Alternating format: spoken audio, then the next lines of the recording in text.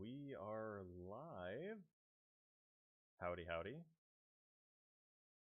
Hope everybody's having a day and a half, if you will. Just getting set up, as is usually done.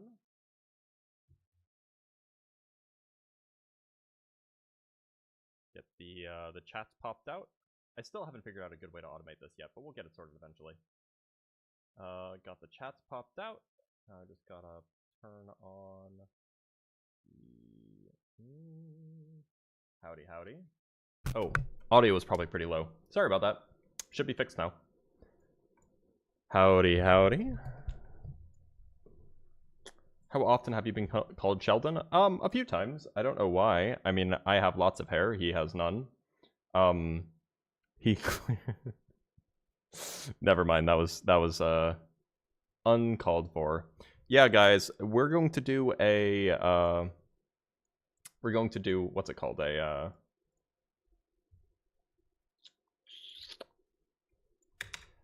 show on debatology. Yeah. Sorry, my mic was quiet. Oh, hold on. Which hand is this? It's always backwards, and I always forget. There we go. Should be good to go. Although I could scoot over a little bit, be a little bit more centered. Hope everybody's having a day. Whether it's a good day or a bad day is up to you. In the meantime, well, yeah, he's also like mega gay, from what I've heard. Well, not from what I've heard, like it's just public knowledge, which I am not. So that's another difference between me and Sheldon. Who created humans? Other humans, generally. What are your thoughts on intelligent design? I am wholly unconvinced.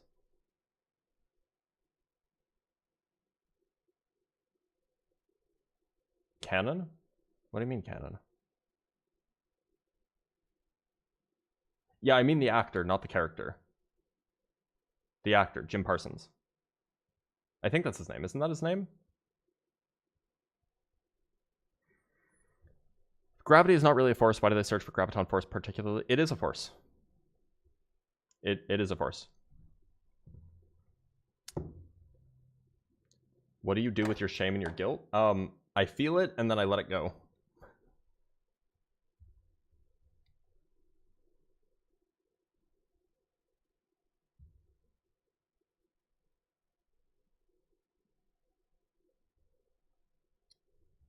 All right. Oh, I guess we have P. Diddy as a guest. I wonder what he believes. Are you Is this because you look like a trans person? Sorry? What'd you say? You're a trans person. Oh, and you assault children. That's true. What a wild claim.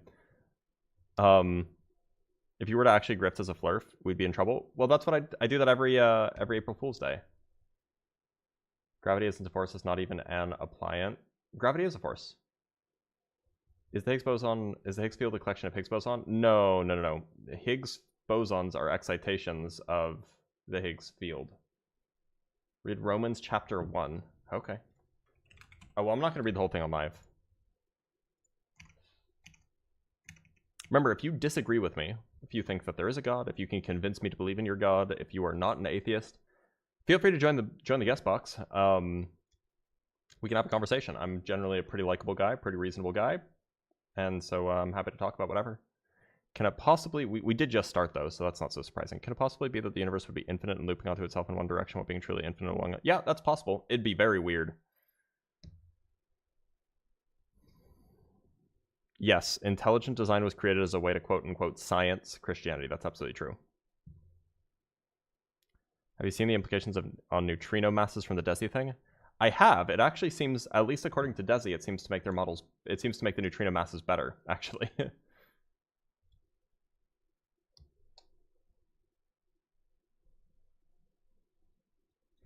Either God is real and you'll look like a fool, or God isn't real and you just don't exist. Doesn't matter. Well, it depends on which God. What's next for DESI? Who knows? I certainly don't. They're going to release more data. Chris, how's it going? Christopher. Hey, what's going on, man? You can call me Chris. All right, Chris. What's up? What God do you believe in? Cool. How's my day been? Is that what you said? I said, what God do you believe in? Oh, well, I believe in. I'm a Christian, so I believe in the Lord. I believe in the Trinity. Believe in Jesus as God. So that's kind of where I come from. But I wanted to first ask you before we even like jump into what God or what specific religion, I guess, are you more coming at this from a, you're a pure atheist where you just don't believe in any sort of God or pantheon of gods, or are you a bit of an agnostic where you just admit that you don't know and there could be, but there's no evidence for you to understand that there might be one? Yeah, so I'm an atheist towards some notions of God and an agnostic towards others. It really depends on which God. Like if you're telling me that like you believe in Zeus and Poseidon and stuff, I'm an atheist about that, right? If you tell me that, Mhm. that you believe that Jesus is the Messiah, or is the Son of God, I'm an atheist about that. But if you tell me that like there is some non-interactive God that just never interacted with the universe and the universe is entirely natural and this God didn't even create the universe, I'm like agnostic towards that because that's not even in principle knowable. So like it depends, Gotcha. but like the standard notion of God as perceived in any sort of like non-Eastern view is even some Eastern views I'm atheist towards. Okay, so you acknowledge that there could be could be a higher power, In what sense? just in the general sense. Like when you look at I don't when you think that look there at could be like, something that created the universe. I don't think that there could be something that's intervening in our universe. If you're just talking about there could be something that has had no interaction with our universe ever, then yeah, in principle that could be the case. But then there'd be no reason to believe in it either. right. So I guess my standpoint on this is first, like anytime I talk to someone who doesn't believe in God, is first just trying to see if they believe that there could be a God or there could be any sort of higher being out there. Because when I look at nature around us, I see a beautiful design behind it. I see when I look at like just take for instance the water cycle, right?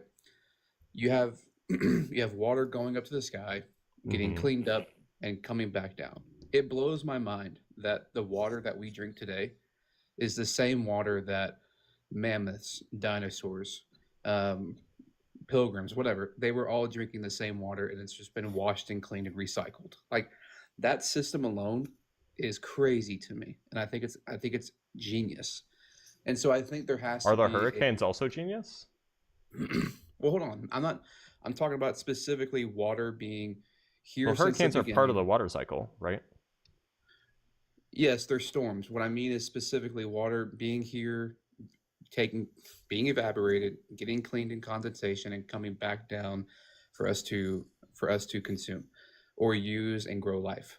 So so my question, or I guess my thing with that is like that in itself is a beautiful design that that I just think there has to be a genius behind. And so that makes me think, okay, there has to be something else out there. So when you ask me about like hurricanes or storms, I mean obviously we have hurricanes and storms and that's a real thing, but I'm just talking about the very simple principle of the water cycle. Well, but Um, the thing that makes the water cycle work, rain clouds, is the same thing that mhm. makes hurricanes form, right? So like you can't have Yes, one you have without the other. You storms. can't consider just one without the other. Well, I just think that's a false equivalency because yes, you have hurricanes, and I'm not denying that, and I'm not denying how tragic those can be. I mean, I live in Texas, and so I'm very familiar with how hurricanes work. And so, um, and I also like I just understand hurricanes, right? I'm not a meteorologist Sure. by any sense. Um, I understand how detrimental they can be, but my point in that was the beautiful design behind water being here since the very beginning, and it's not being remade. It's the same water. So Well, yeah, so but again, that's just that because leads me matter is to a conserved. beautiful design. Like So if there's a we have beautiful cycles for everything, design, right? say what? Like there are cycles for basically every type of matter, as long as it's Yeah, not leaving or entering the earth. Like there's like in principle there's like a diamond cycle, right? It's just yeah, over much exactly. longer time periods. Yeah, and I think that's beautiful. So that's my point. Is like there's a beautiful design behind this matter recyclization, if you want to call it that, where there has to be a beautiful or genius mind behind it, you know? And Why does there so have to be a mind behind it? Because I mean, in the same way you look at the Mona Lisa, you don't just think that the paint just came on the canvas. I mean, you think that there was an artist who created that canvas and made it beautiful, and the world loves it. Well, yeah, So that's because I know how paintings work, though, right? Like, I know right, that but if I see like paint on a canvas, I'm like, I learned about art when I was in school or whatever, so I know that Mhm. if I see paint on a canvas, it means that there was a painter, right? Exactly. So if you see paint on a canvas, then you know there's a painter. If you But that's see only because I creation, know what you see painters are, beauty, but if you right? see, I okay, know so how this is painting works. right, but this is my point. For me, when I look at nature, right, naturally, when I look at nature, what I think is there's a beautiful design behind it, so there has to be a beautiful designer. And then once you've Why? gotten that, there's a beautiful designer behind it, then you can Why does there have decide to be a what you believe in. designer? Why does there have to be a designer? Because again, you nothing can't just come from something. Why Like, not? why not? Because it doesn't ever happen. There's no scientific proof that nothing comes from something. Well, to be clear, Something comes from to, nothing. to be clear, even without a designer, you still wouldn't have nothing coming from something, or something coming from nothing. You would just have natural things causing other natural things, right? No. So again, No? to be clear, nothing or something cannot exist from nothing. There Who has said to be that? Who something said that that there ever was created nothing? at the very beginning. And so Who this is said that there also was my ever thing. nothing? Well, listen. So here's also my thing is the Big Bang. When the Big Bang happened, whether you want to believe in Genesis when God said let there be light, or you want to believe in the Big Bang, that's I really have no problem with that. My thing with I that don't think is the Big Bang when the was the Big beginning. Bang. See, and I believe that Big Bang, when it happened, when the universe was exploded into existence, you essentially had time, space, and matter all created at the exact same time. That's not supported by like any of the data that we have. I mean, can you have matter in a place that's without space? You can have space and time without matter. Can you have matter without space? Potentially some sort of like pre-spatial matter. Depends on how you define it. That's a lot more skeptical. I mean, you got to have really strong faith in that, though. No, I mean like there are good models for it. Like there are good non-spatial models of like quantum systems, but that's I but physically but cannot go it sounds into like my you've been living room. listening a My lot to living room Frank doesn't Turek. exist. Sounds like I you've been can't go listening a into lot my to living Frank room if Turek. my living room doesn't exist. Is that right? It sounds like you've been listening a lot to Frank Turek because the space, time, and matter came into existence simultaneously is just not what the science says. Who's Frank? Who's that? The guy who originated this space, time, and matter came into existence simultaneously talking point. Oh, okay. I heard that somewhere else, and I did a deep dive on it. Because it's not true, by the way. Why would you say it's not true? It's just not what we expect from our scientific models. Rather, we expect that there was some sort of like a, space-time undergoing like a very rapid expansion. And then only moments after the very rapid expansion did the energy of the expansion dump into the space-time and become matter. Matter didn't exist for the very, very early parts of the universe, as far as we can tell. Well, I mean, I think also when you talk about the early parts of the universe, and the universe is still being created, there is a beginning point in the universe. I'm not convinced that that's true, by the way. You're not convinced that the Earth is still, or the universe is still being expanding? No, I'm not convinced that the universe had a beginning. But if the universe is expanding, it's expanding from what? From a smaller state. And where did that smaller state come from? Some prior state. So there was a beginning. There was a beginning of the universe. Or do you think no, the smaller state came from some prior state, some state before it. So you think there's just this continual cycle of beginning and end, beginning and end, beginning and end? No, I don't think that there are any beginnings or ends. So you believe in God? No. Because God has, so in Scripture, I think it's somewhere in Isaiah, it says that there was no God before me and there is no God after. And so God has just always been. He's always been. I think that the universe may have always existed. But the universe and God are different things. But any person who then asks me, okay, where did God come from? Where did the universe come from then? Who created the universe? I didn't ask you where God came from. I'm saying any person who's logically followed that up with me in the past has said, okay, if you believe that the universe has always existed. Where did God come from? I know, but can you explain to me where you think the universe has always come from then? If the universe has always existed, it didn't come from anywhere. There's never been a point where there wasn't a universe and then there was a universe that required explanation. And I agree with you, but I changed the word universe to God. And I Okay, believe but God why is should I always- believe that God exists in the first? I mean, clearly we can agree that the universe exists, right? We're both The in it. universe exists. Yes. So, the universe so we exists. both agree that the universe exists. Why should I believe one extra thing, that a God exists, rather than just believing that the universe existed forever? Well, because it kind of boils back down to creation itself being beautiful. The universe itself is Is beautiful. it? And I mean, like, is child cancer beautiful? I mean, obviously not. That's not nature. Yes, it is. I mean, that's It absolutely depravity. is. That's depravity, and that's People really are sad. born with that shit. Like, that's natural. It's a thing that happens in nature all the time. You know what I mean? I'm talking about like mountains, trees, stars, like Animals? for Okay, what these about reasons. when a planet is ripped to shreds by a black hole? Is that beautiful? I mean, I hope there's no one on that planet. I'm sure But- that some of them are. Yes, but I mean, look at lightning striking the sky. I'm sure where it gets hit is not beautiful, but watching that lightning storm is beautiful. So your beauty is subjective then. No, my beauty is objective, and who. But you God just is. said that the place where it is isn't beautiful, but looking at it is beautiful. That means it's definitionally subjective. I guess you probably got me there on that, but and I'll just concede to it on that point. Then I It think just doesn't seem like our what- universe is very beautiful. Like, some parts are horrible. overall though, when you look at the night sky, when you go to like in Texas, like Big Bend, I think it's the darkest sky in the U.S. because they have a no light pollution policy. And if you ever camped there and you sat under the stars and you could see the Milky Way and you could see everything, you would look up that and be like, "Wow, that is beautiful." And I don't think Yeah. your mind would initially. The go sky to- is a beautiful thing. I agree. exactly, but that leads you to. I mean, so How does that so mean my that there's first a point is designer? just acknowledging that there's a creator. My second point is when you look at the book of Romans, which I don't know if have you read the book of Romans before? I have not.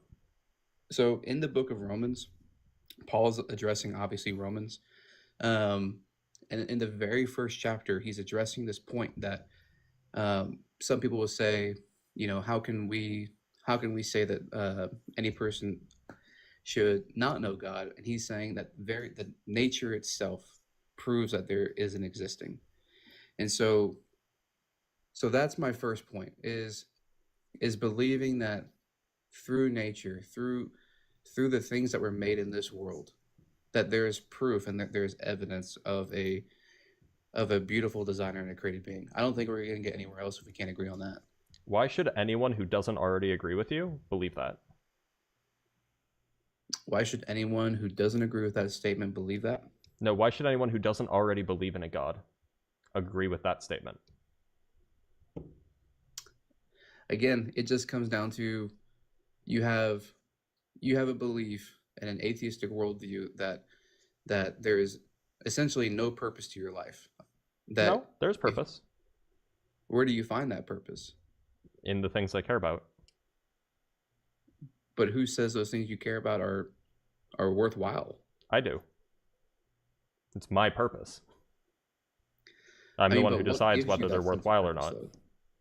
If I you do. lost that sense of purpose, would you lose your purpose? If Yeah. the thing you love most was gone, That's why it's so that's why people despair so much when they lose their sense of purpose. And So- that can lead to depression and stuff like that. Absolutely. so then if you lose that one thing or two things or three things, you are now purposeless in life. Yes, and that's one of the major causes of depression. Or so then why maybe would not someone maybe not not like unalive themselves neurological then? depression, but you know what I mean. What Sorry? reasoning then do you have for someone to not unalive themselves? Lots of people do. I know, and that's sad. I'm Yeah, saying it you is find sad more when people purpose lose in when God. people You lose find what they more have to live purpose in for. understanding Yeah, there's a sometimes God they who do loves that. you. That's what I'm saying. If you found a purpose in God, especially in Jesus, you would find that there is nothing else in this world that can satisfy you other than Him. Okay, And so but what if he if I- doesn't if I exist? lost- Then your purpose is If I lost my nonsense. job, if my favorite sports team's lost, if I lost all my financial well-being, I would still have the Lord to fall back on and have my hope and purpose in Him. This I'm not trying sounds to be this preachy. this but just sounds like the reason you believe in God is cope. No, I mean, the reason I believe in God is because I have everlasting and eternal joy. And joy is something you I have have joy even too. in the Do midst you of not hard think that times. I can experience I joy? didn't say you didn't have joy. I'm saying you can have joy even in the midst of hard times. Even if I lose everything, I can still have joy because you just said if you lost your three most valuable things, then yes, that leads you to despair and that could lead you to unalive yourself. What I'm saying is Sure, if I that's lost what three of my despair most is. valuable things, I still have the Lord and He's everlasting and I'm never going to lose that joy. Do you And think that so, Christians have never unalived themselves? no, that Like would this be is a naive non to this say. is obviously a non-argument because clearly Christians feel despair too when they lose the things they care about. So Yeah, like I I'm not saying so that Christians can do that. I'm I have saying to say I just don't believe you when you say if you lost everything you cared about that you would still feel joy. Like I just don't believe you. That's just not human. brother, look, I've had some life experiences just like everybody else. When I was 23 years old, it was the worst year of my life. But I woke up every single morning still just thankful that God loves me. And I How old are you promise now, you, if you don't mind me asking? I'm 29, so I have Okay. 6 years from that. And Okay. so, and I look back at those times still, and I think about like where I was and how low in life I was and where God brought me to today. And it's just, it is honestly, I use the word beautiful a lot, but it's just beautiful what God can do with your life. It sounds like And that you need God in order to have hope. I mean, yes, without God, I think you're eternally hopeless. There's no hope I'm without not God. hopeless. I mean, I don't want to keep going in circles here, but you said if you lost your three most valuable things, you have no sense of purpose. If you have Yeah, that no doesn't mean I don't have sense of hope. purpose, I think those are simultaneously working together. If you have no purpose, No. you have no hope in anything. You might have hope that you find purpose. I don't know, brother. You might have I hope just that things get better. That's a totally I don't normal know. thing to have, actually. Whether you're religious or Well, not. I will tell you this: God is not my coping mechanism. Um, God is, first and foremost. I mean, I believe that Jesus is my Lord and Savior. He does love me, and He loves you too, and everybody else in the comments who's saying some nasty stuff. But He does care deeply about His flock and His children, How and deeply does he I care? think I think God cares about your questions just as well. And one of Jesus's very own disciples was How deeply doubting does he care? deeply. I mean, read Well, hold on. there's Let's think hold about on. Let this, me let right? me let me share this one thing. There's a book called Gentle and Lowly by Dane. I can't remember his last name right now.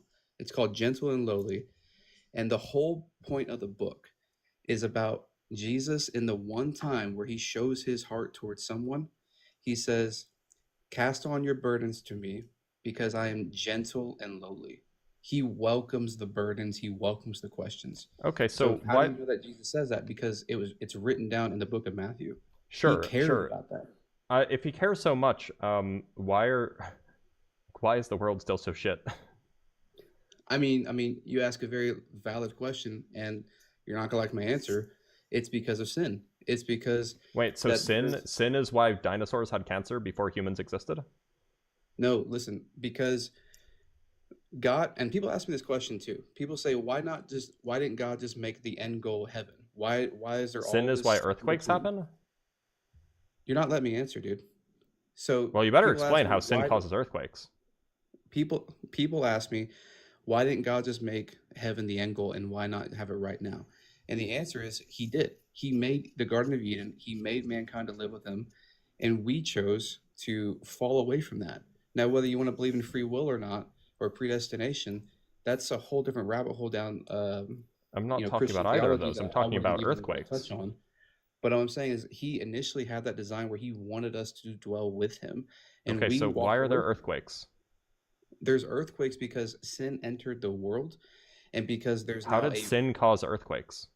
because there is now a ruler, and the Bible calls it the prince of the air, and it's referring to Satan. It's referring to the devil. So And Satan how causes earthquakes? I'm brother, I'm saying that Satan is the ruler of this world. He's not omnipresent, omnipotent. Does He's Satan not cause any of that. earthquakes?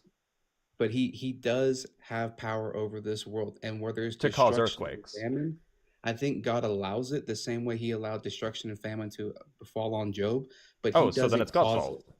He doesn't cause it, he allows it. So to be clear, Because if his you were life is not if you about were a, avoiding if you were a suffering. if you were a lifeguard at a swimming pool and you saw a kid drowning and you just allowed it to drown, you'd be charged with manslaughter. Again, that's a It would false be your equivalency. fault. No, That's a it's false it's equivalency. entirely equivalent. You are allowing something bad to happen when you have the power to stop it. The lifeguard in this scenario is me on No, the this lifeguard earth is talking God. to God you. could stop the No, earthquakes. listen, God doesn't have to listen. allow Satan from No, causing to cause Dr. earthquakes. Blitz, you gotta let me explain. You can't talk over me. I know this is your life, but let me explain. In that scenario, there is an owner of the pool company. There's an owner of the pool. The owner is not at the pool. A lifeguard at the pool would be someone like an evangelist, a missionary. Oh, I'm who sorry. Is sees God ever somebody present? drowning, and they jump in and grab him. The book of Jude. Go read Jude, and it Is says, God ever present? listen, brother. The book of you keep asking me questions, and I'm explaining it. You're asking me three separate questions. You in the middle of misunderstood the one answer. analogy. Your analogy is saying that God is the lifeguard. He saw someone drowning. Yeah. My saying Why doesn't he is jump in that and save him? I'm the lifeguard. He's the owner of the pool. I see you drowning. I jump in and come save you. If the because life of God's work. if the owner of the pool was there at the pool and let the kid drown, the owner of the pool would be liable. If the owner was at the pool, Yeah. he would get in himself. If he was and watching do it happen. And guess what? Jesus did that. Jesus came down. He came down. Oh, so to earth. so he was only an active lifeguard for 32 years or so, and then he stopped being an active lifeguard and he just let people drown? I mean, if you want to get technical with it, he didn't do anything until he was 30, and he did his work. Okay, so you're right. He was only an active lifeguard for 3 years, right? I mean, if you want to use Doesn't this seem like a lifeguard very good scenario- lifeguard. Dr. Blitz, if you want to use this lifeguard scenario, I'm trying to tell you, it's God is the owner, the missionaries, evangelists, they're the lifeguards. Wait, and so the people drowning are the people God who can't see aren't God doesn't lifeguards. see the drowning happening? No, he does, and that's why he equips us to go out and evangelize. Literally, if you go read the book I'm of talking Jude, about literal at the drownings, end by the of way. book, it says to snatch people like you're pulling them out of a fire. I'm talking I about would- literal drowning, by the way. Like if somebody's in the middle of nowhere, God sees them drowning, nobody else does. Mm-hmm. He just lets them drown. He's a bad lifeguard.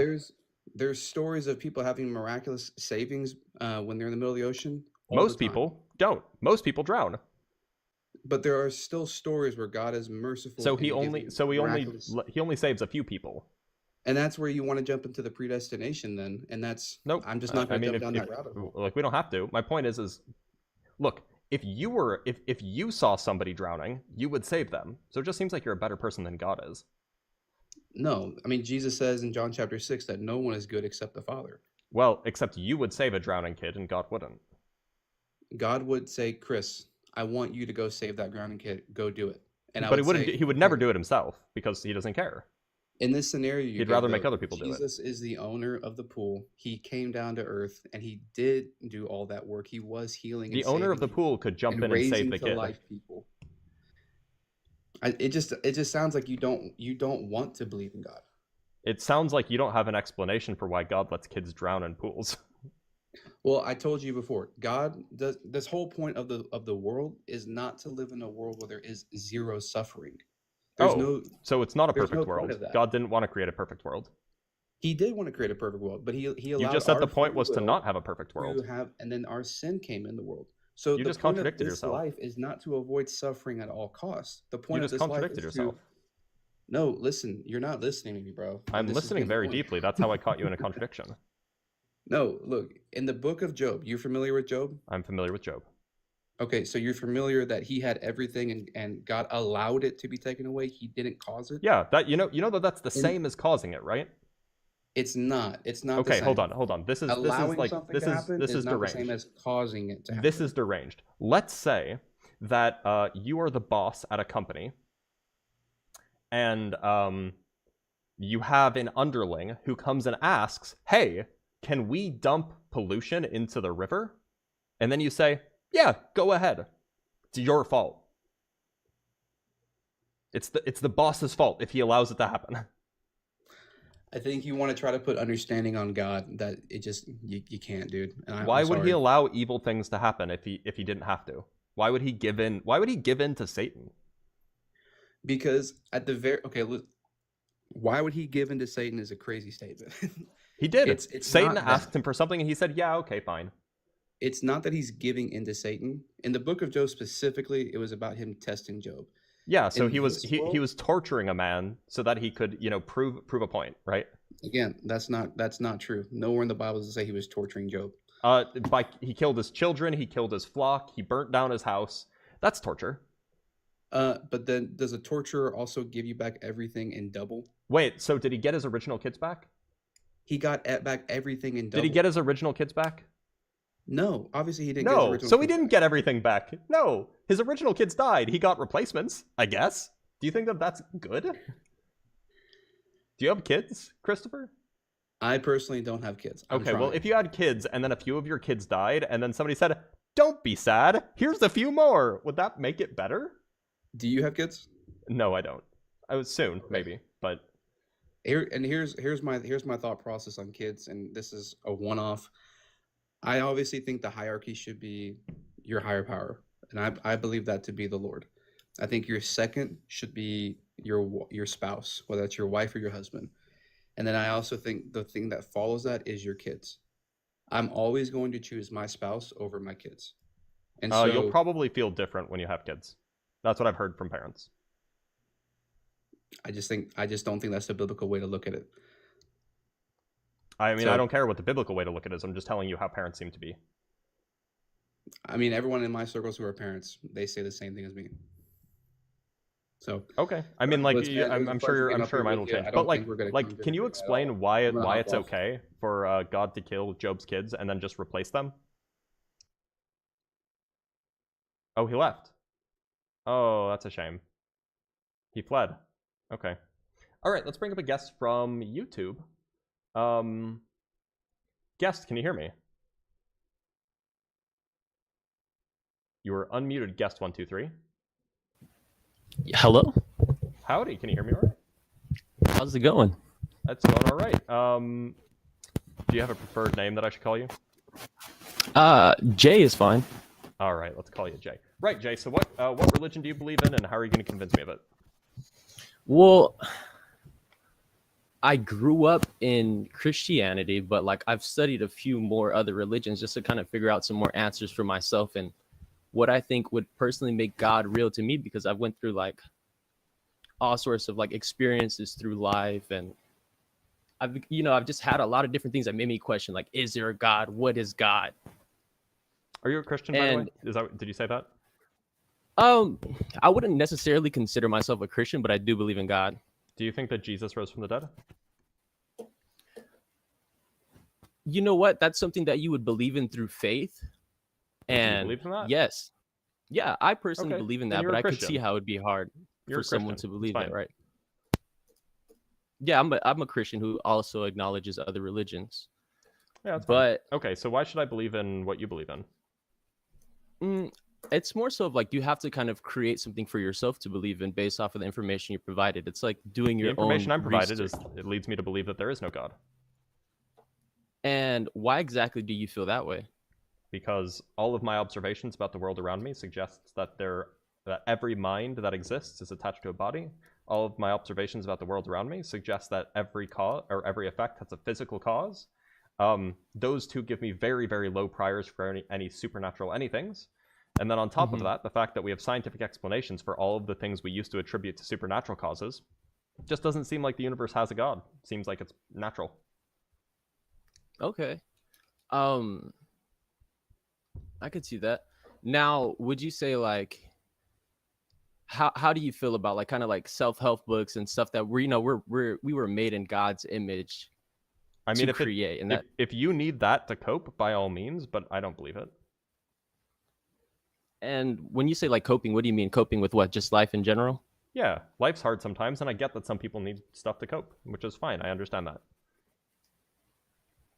Right. Okay. So I heard you kind of give like the experience about like a lifeguard just letting someone drown. And I Mhm. thought that was interesting because I used to be a lifeguard. I've, worked in a numerous like jobs, different careers, all walks of life. I've experienced a lot of different things. And through like my lifeguard training, and I guess you could equate that to somebody who's like studying religion, right? No, through the my training, lifeguard I in this was example is God. okay. So the way I would rephrase it is necessarily like God wouldn't be the lifeguard. So he's not watching everybody drown? No. God would be the training. Wait. Doesn't God know everything that's happening? Of course, he sees it. So he sees when people are drowning. Right. Yeah. Okay, and he doesn't do anything about it? No, because the way I feel about it is we can't prevent anything, but the things that we can prevent, we should. And Wait, a lot of hold that on. we I'm not learn. talking about us. I'm talking about God. Can God prevent it? Yeah. God could prevent it. And he chooses not to. I wouldn't necessarily say that. So he either chooses to prevent it or he chooses not to prevent it. It's not like So he's unable to prevent it. So through like teachings, and I'm sure you're well versed, and it seems like you have like a lot of information, you know, regardless of like numbers, you know, science, and I'm pretty sure you've done your own like theological research. So if we're speaking from like a matter of just, so I feel like that would make it easier for us to just discuss logic, because we can go back and forth with like numbers and like ideas, and so many different things exist, but it's more so of like sharing our viewpoints. And the way I look at it is, if we're the lifeguard ourselves, right? But that's not that. You're just changing the analogy. The analogy here is that God is sitting up on his chair, watching people drown and doing nothing about it. He's the lifeguard. No, so there might be like Engage an with the over like analogy. okay, but for me personally, based on like my viewpoints, it wouldn't work that way, because Is God watching? yeah, God is watching. Could he God jump is in and save omnipresent. people? Could he jump in and save the people? Yes, Okay, and yet he And- chooses not to.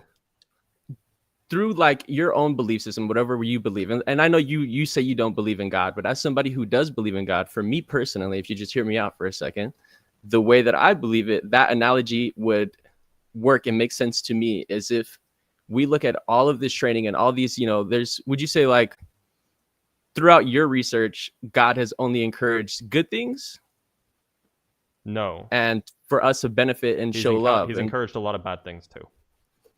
like what? What would you say is like First a Samuel bad 15, thing? he encouraged genocide.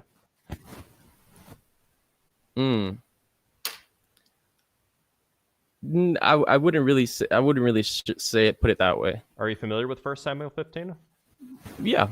Okay, with the one where he says, yeah, go kill all the Amalekites. All of them. The women, the children, the goats, the sheep. Go kill all of the Amalekites. That's not genocide?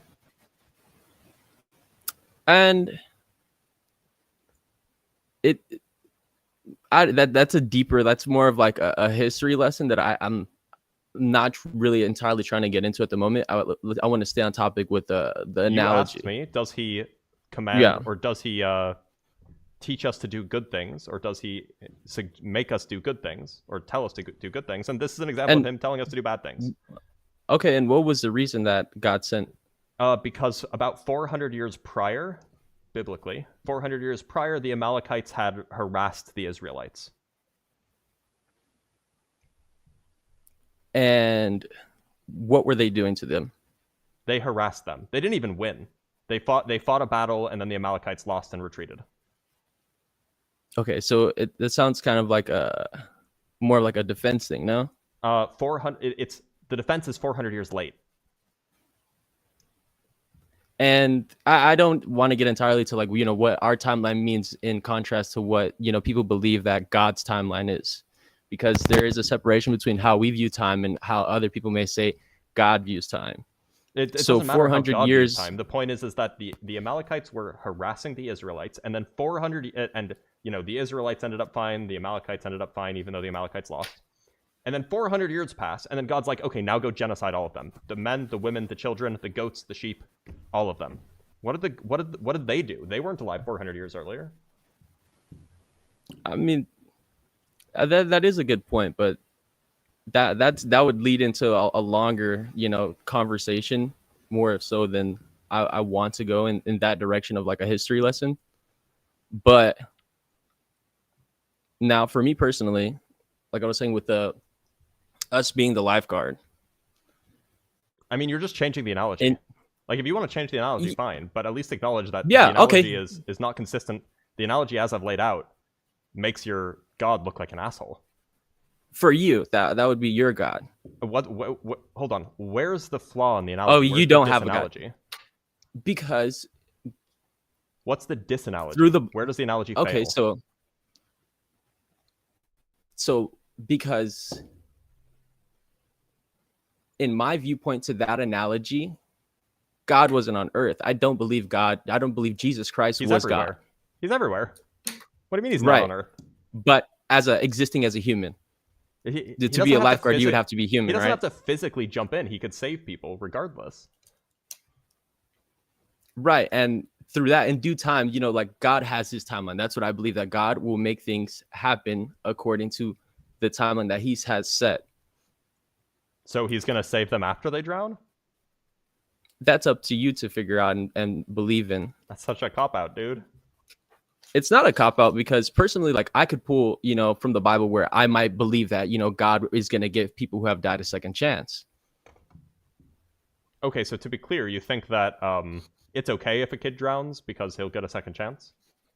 No, I don't believe it's okay if a kid drowns. But if I'm the lifeguard watching the pool and I have my training, which you could equate to like being armed with principles from the Bible, which is like training when you speak to people, you practice calmness, there's just different things when you're preaching to somebody, right?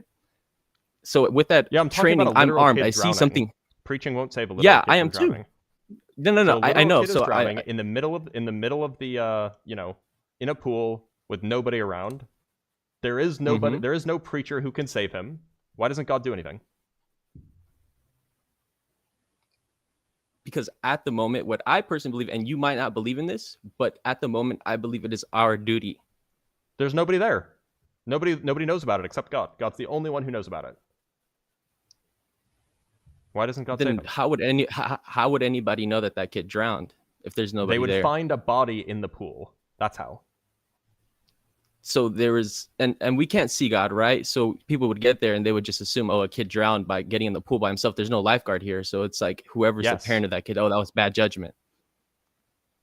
God could have saved him though, right? No, we haven't had No, in our God lifetime we couldn't haven't. save him?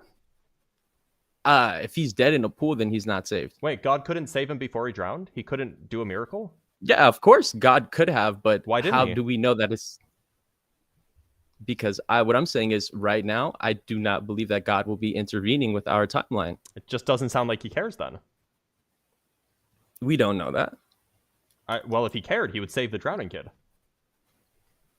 So the way I feel about this is honestly, I believe that it is our duty to enact. Nobody was and there. since- Nobody could have known. It doesn't matter whether it's our duty or not. Nobody else was there.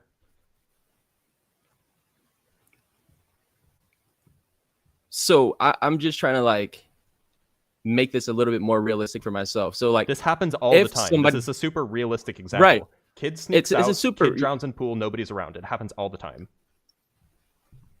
So yeah, it happens all the time. But where I'm getting caught up is like, why didn't God jump in and save him? Yeah, why? That's the question that you should ask yourself. And for me, personally, the reason why God wouldn't intervene in something like that, because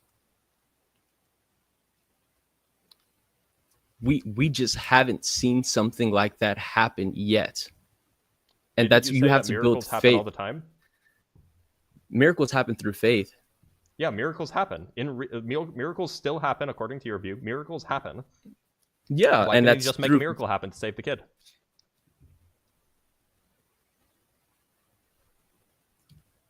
Okay, so I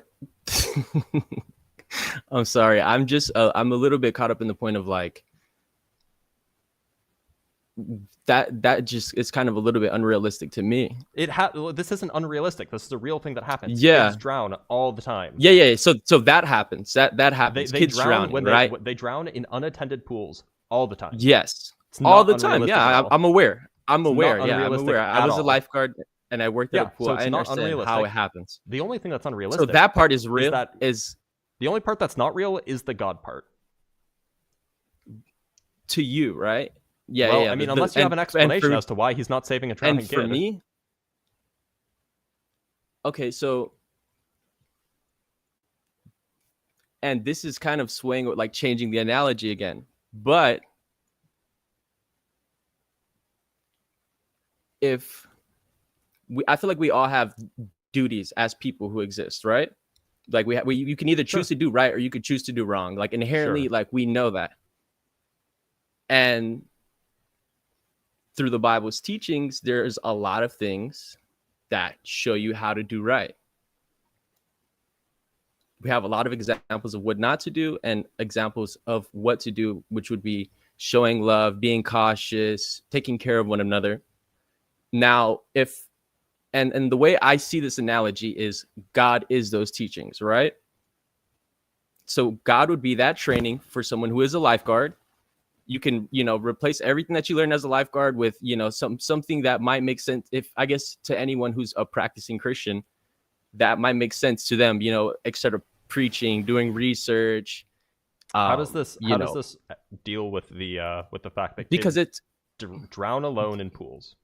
Yeah, no. So I'm making a full circle on what I'm saying of how this analogy would make sense to me. So you learn CPR. There's a lot of different things. You learn how to swim. You learn how to treat people's wounds before the paramedics get there. Sure. Now, if I was a lifeguard sitting there, I have a choice. I see a kid drowning. Nobody's there. No. But I'm saying how this analogy would make sense to me, and maybe but this is a real. This isn't an analogy anymore. This isn't an analogy anymore. It's just a real thing that happens. Nobody's sitting there. Kids drowning.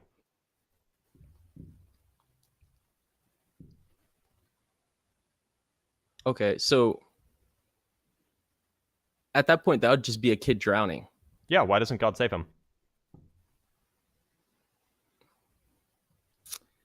So, as a parent, you would do your best to tell your kid and warn them of the dangers of a pool, right? As a good parent, you'd be like, hey. Sure, kids are sometimes stupid anyway. Right, and we are stupid anyways. Yep. Why doesn't God save the kid? The kid's not at the age of accountability yet. And so it would be your duty it's your duty as a parent to keep your kid away from something like that. If you have a toddler, shouldn't you be watching them as much as you can? Why is the kid punished for the parents, for the parents' whatevers? I wouldn't necessarily the kid's being punished, but it's more the kid a is consequence. Being punished. The kid dies. How? That's drowns. Not punishment, though. Have you ever been waterboarded? I've drowned myself, actually. And it's horrible. It's a scary feeling. Yeah, I've been caught in an undertow, spun around like I was in a washing machine. And that's not a punishment. If God could prevent that, but lets it happen in order to make the parents feel bad about their lack of responsibility, that's a punishment for the kid. No. That's not a punishment. There are things that happen. Wait, so why does God let it happen then? I mean, and you might not agree with this, but I personally believe, because religion is all about personal belief, I personally believe that we have a duty as people to take care of the earth as much as we could, to encourage each other to find a better light and to focus on taking care of the earth, and to continue to show love and to draw closer to God so we can all live in a better place. Seems irrelevant for the drowning kid. Now, for the drowning kid, the kid shouldn't have even been near the pool, right? Kids sometimes go places they're not supposed to go. What if the parents are asleep because it's nighttime? You should have your kid in a freaking. You should lock them in. I mean, isn't that what we use like cradles for? I'm talking about like a 5-year-old. Yeah, you should have your 5-year-old locked in the house while you're sleeping. What the hell? There are windows. What if the kid There's knows how child to locks for windows? There's child locks and all kind of preventive measures. You're justifying God not saving the drowning kid. No, I'm not. You absolutely are. You're saying, well, it's the parents' fault, so it's not God's fault. God could have saved him, but chose not to because the parents need to feel some sort of regret for their lack of responsibility. No, I don't think so. I think mean, that's a byproduct of your own. That's a byproduct of your own actions. In the moment when the kid is currently gasping for air in a swimming pool, the parents are asleep.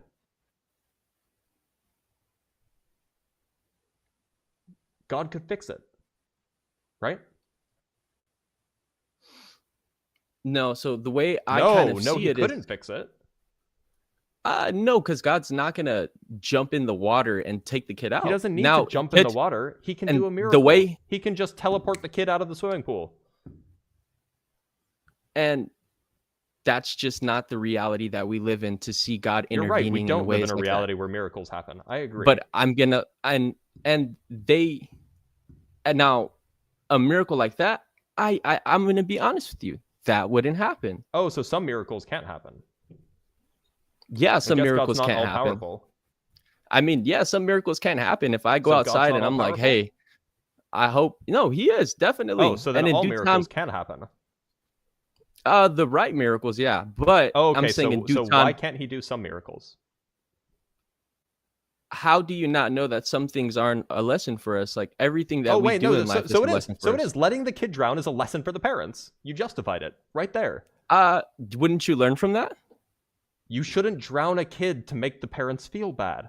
That's No, evil. but no. But it is consequences of the parents' actions. God did not put those consequences letting a on kid them. drown No, to punish God did the not put parents those. is evil. You worship an evil That's God. not punishing I'm the sorry. parent. No, It's- that's what not do you mean? punishing the Okay, parents. of course it is. So, of course it is. how then about why, this? why else let Like- it happen if it's not a punishment for the parents?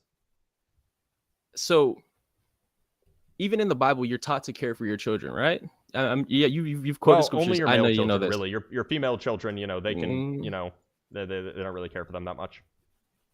That might be how you interpret it, but that's not like I how mean, I they personally see it. literally say that if your female daughter sleeps with somebody before they get married and they get caught, they should be put to death. Oh, what So, version of the you Bible know. do you read? This is in Deuteronomy, dude. No. Like, what version are you using? Like Any the version, King James it's all the version? same. We can use King James, we can use the NRSV, we can use whatever. It's in all of them. Well, the translations are different because It's literally mean- the law is the law as written in Deuteronomy 22. It literally says that if a woman is not a virgin and she gets caught on her wedding night having not bled by her husband, and he can prove that she didn't bleed by looking at the bed sheet, you should stone her to death. and that It was says that in the in Old black and Testament. white. Yeah, it's Deuteronomy 22. So, okay, so and that was in the Old Testament, right? It's the So same God, bro. things have changed since then, like Oh, wait a the minute. Does God rules and change? what people Does thought they God believed. change now? The commandments that once were followed have been updated Jesus says and he comes changed. not to abolish the laws, but to fulfill them. So no, the laws don't change. The way we practice changed. That's the same reason why we stopped doing blood sacrifices, was because of Jesus' Well, death. yeah, I don't that's want to just- go that's into just that whole because- thing. That's just because you guys didn't listen to Jesus. Jesus said that he didn't come to change anything. Okay, so my But thing anyway, in this is this, an there example is of a lesson. God not caring about children, or not instructing no, people that's to care not about their it. children. No, he does instruct us to care about our children. You said that yourself. Except his female children. Except the Oh, female no, children, whom, if they sleep with somebody before they get married, they should be stoned to death. So have you read like the whole Bible, or do you kind of like look for the things that might I've read the prove entire your... I've read the entire Old Testament several times over. I wasn't raised Christian, so I have not read the New Testament in its entirety. I would suggest giving that a read, because a lot has It's so changed boring, in the dude. translations. Yeah. Well, no, but it's the same God, so like you don't get out of this just by saying, oh, well, that's the Old Testament, right? No, it's not a cop out. It's just like, obviously you're not interested in like reading and like getting like a deeper understanding talk for about yourself Mark of 7, what 9? might make sense. Should we talk about So, Mark? Should we talk about Mark I want to 7, finish verse explaining 7? myself, if that's okay. Okay, We can in a second, if I could just finish explaining sure. what I was saying really quick. So, and obviously I can tell like this is probably not going to make sense to you, but so if let's just say, as a parent, you're sound asleep, right? And you there's a habit, like when I was younger, I used to sleepwalk. My mother was aware of this, right? So what would she do? She would put in she would take extra cautionary measures to make sure that I wasn't getting into things or going places I wasn't supposed Okay, so to we're while I blaming was the parents sleepwalking. for the kid drowning now. You definitely could, because it's your Okay, so responsibility why does as a but parent but to God care lets it for your happen kid. anyway. God lets it happen, But so a it loving doesn't seem like parent- he's all loving because he doesn't want to save the kid. He's like, I'm gonna let the kid drown to teach the parents a lesson. That's called a punishment, No. and it's punishing a kid for something the parents did. That's not a punishment. That kind of seems like you're Okay, if you running say, away "I'm from the gonna teach consequences of somebody your a own lesson," actions. If you say, I'm gonna teach somebody a lesson, is that a punishment? Or, No. let me rephrase. If you say, I'm gonna teach somebody a lesson, and then something bad happens to them, is that a punishment? Let's say you advise somebody against something else. Okay, from the sake of logic, wouldn't you say that it is your duty as a parent to caution your kids against things that would hurt them, and until that point, you're supposed to protect them, right? Yeah, and As a sometimes they parent. still sometimes they still just get around your protection. Kids are stupid. Right, just like us. So that Well, happens. Kids but are way you stupider would than adults. you would do your absolute best. Yep, and sometimes they still do it anyway, and then it's still the parents' fault, right? Yeah, and that happens all the way And up God until should our still old punish age. the parents, even though they did their best, right? No, God doesn't punish the parents, but it's more so He that could you have saved remove the kid, yourself but from. chose not to punish the parents. But when a kid does something like that, they remove themselves from the protection of the parent. No. Well, sure, yeah, but the kid doesn't have responsibility either. So how is it kind of not the same? Like, we remove ourselves from the protection of God. If we're following everything that He God tells could- us to look, do, wouldn't that regardless of who's at fault, if God is supposed to be all loving Mhm. and all merciful, he could choose to save the kid, but he chooses not to. now you don't believe there's a bigger message for us, like humanity as a whole? So do you think that letting the kid drown is to send a message? No, it's not sending a message to anybody, but Then why everybody bring that goes through up? their own personal experience. But I'm saying, like, Yes, there's the personal value experience in of that. drowning. Where's the value? What's Yeah, the value in letting the kid there- drown? What's the value? You can heat a lot from that, like, and I'm not saying I'm pro kids drowning. I don't. It definitely sounds like you are, by the way. No, I'm not, because I never once came out of my mouth to You're- be like, you know what, You're kids should drown. justifying it, though. You are justifying I'm not it. justifying it. I'm not You are. You're justifying saying it. I'm God, just God lets it happen because it's the parents' fault. Oh, it's the kid's fault. No, you're Is it not the justifying it. parents' fault though? But why Not would if we they did everything reflect right. that responsibility? If they did everything right, that kid would be inside. No, sometimes kids get around all of the efforts of the parents. Sometimes that happens. Just like us with God, no? It's irrelevant to the question. Okay. So you believe that is punishment from God? Well, no, it's just God being an evil bastard. If I was watching How a is kid that? drown, I would jump in and save him. But God, watching a kid drown, Right, so- chooses to not do that, even though he doesn't even have to get wet to save him. Now, that is a one way to look at it. But at Tell that me there's point- another way. I am. I've been trying to. You've been trying to by blaming the parents or blaming the kid and not blaming the one person that could have saved him but chose not to. Do we not hold any liability in that though? For not caring, When the kid's alone, so if the kid is alone, the parents did their best, but the kid still got out, and the kid is below the age of responsibility, yeah, nobody holds responsibility for that except God. No, I just think as a parent, I would feel guilty. No, You will feel guilty. That doesn't make you actually guilty. but it's the feeling of I could have prevented this. I mean, most people and I'm sorry that some people don't grow up with the opportunity to have, I wouldn't say that I had a father, but I did have a loving mother, and she did everything in her power to protect me, right? Yes, and I'm sure that There you were still times did where stupid I shit could- when you were a kid, and it's not Yeah, your I've mom's hurt fault. myself. And it's not your mom's fault that you did. So what? If When I was at the age when I was hurting myself, I understood. My mother told me not to do one thing. So I now did you're it blaming anyways, the kid and for I was drowning. hurt. Now you're blaming the kid for drowning. No, I didn't. Obviously, if someone's too young to drown, if someone's too young to understand what's going on, they just wander off in the pool Let's say they're because five. we're Let's say attracted they're to water. 5 years old. Let's say we Mhm. can actually even change the analogy just to make it even more poignant. Let's say the Mhm. mom lets the kid out to go play with some friends, right? Mm-hmm. Let's pretend it's the 1980s or whatever, and people just their kids just go out and play on the street with their neighbors. Mhm. Mom says, "Okay, come back, be back by dinner time or whatever." The kids are responsible. She knows the other kids. They're playing around. Your kid, the kid just he trips, smashes his head against the concrete, instantly dead. Why doesn't God save him? The mom did everything right. The kids aren't at fault. They were doing everything right. They were just, doing whatever. They were doing what kids do.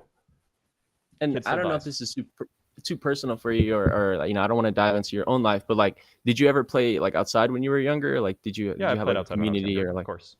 friends and stuff like that? So you've gotten hurt and you understood like, okay, and accidents do happen, right? Yeah, God could stop it. God could stop the kid from smashing his head against the ground and then dying instantly. He could. He could. Chooses not to. I just think for us, there is gonna be a time to where we're gonna understand what God is, and at a certain point, we will have the intervention of God or Jesus Christ. Because Seems like a cop out.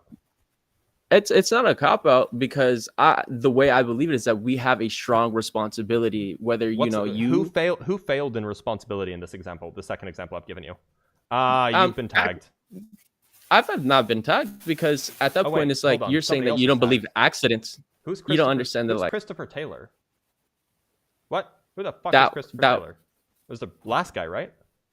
Yeah, I believe that was the last. Why guy. did I just get a memo about him? That's weird. I'm not sure, but anyway, go ahead. So would you say you believe in accidents then? Accidents definitely happen, and God could prevent them, but he chooses not to because he likes kids suffering, I guess. No, I wouldn't say like there's no proof that like God likes the suffering, but there is like proof of like when he could prevent it. And seems like he likes it. I don't think he likes it, because there's no proof of somebody liking it. It's like if that and I will say that one it does kind of confuse me a little bit, just from the standpoint of like, let's say like like for example, like I tell my kid to go do something, like I take my kid ice skating, my kid slips, cracks his head on the ice, dies right there. Or maybe even worse, maybe even worse, he becomes he goes into a coma and dies 5 years later. Right, which that would be a real tragic situation. But so as a parent, like, I understand that was an accident, but to me, like it's and you feel like it's a cop out, but I think like with accidents and stuff happening, that's just the imperfect nature of life. Why did God create an imperfect world?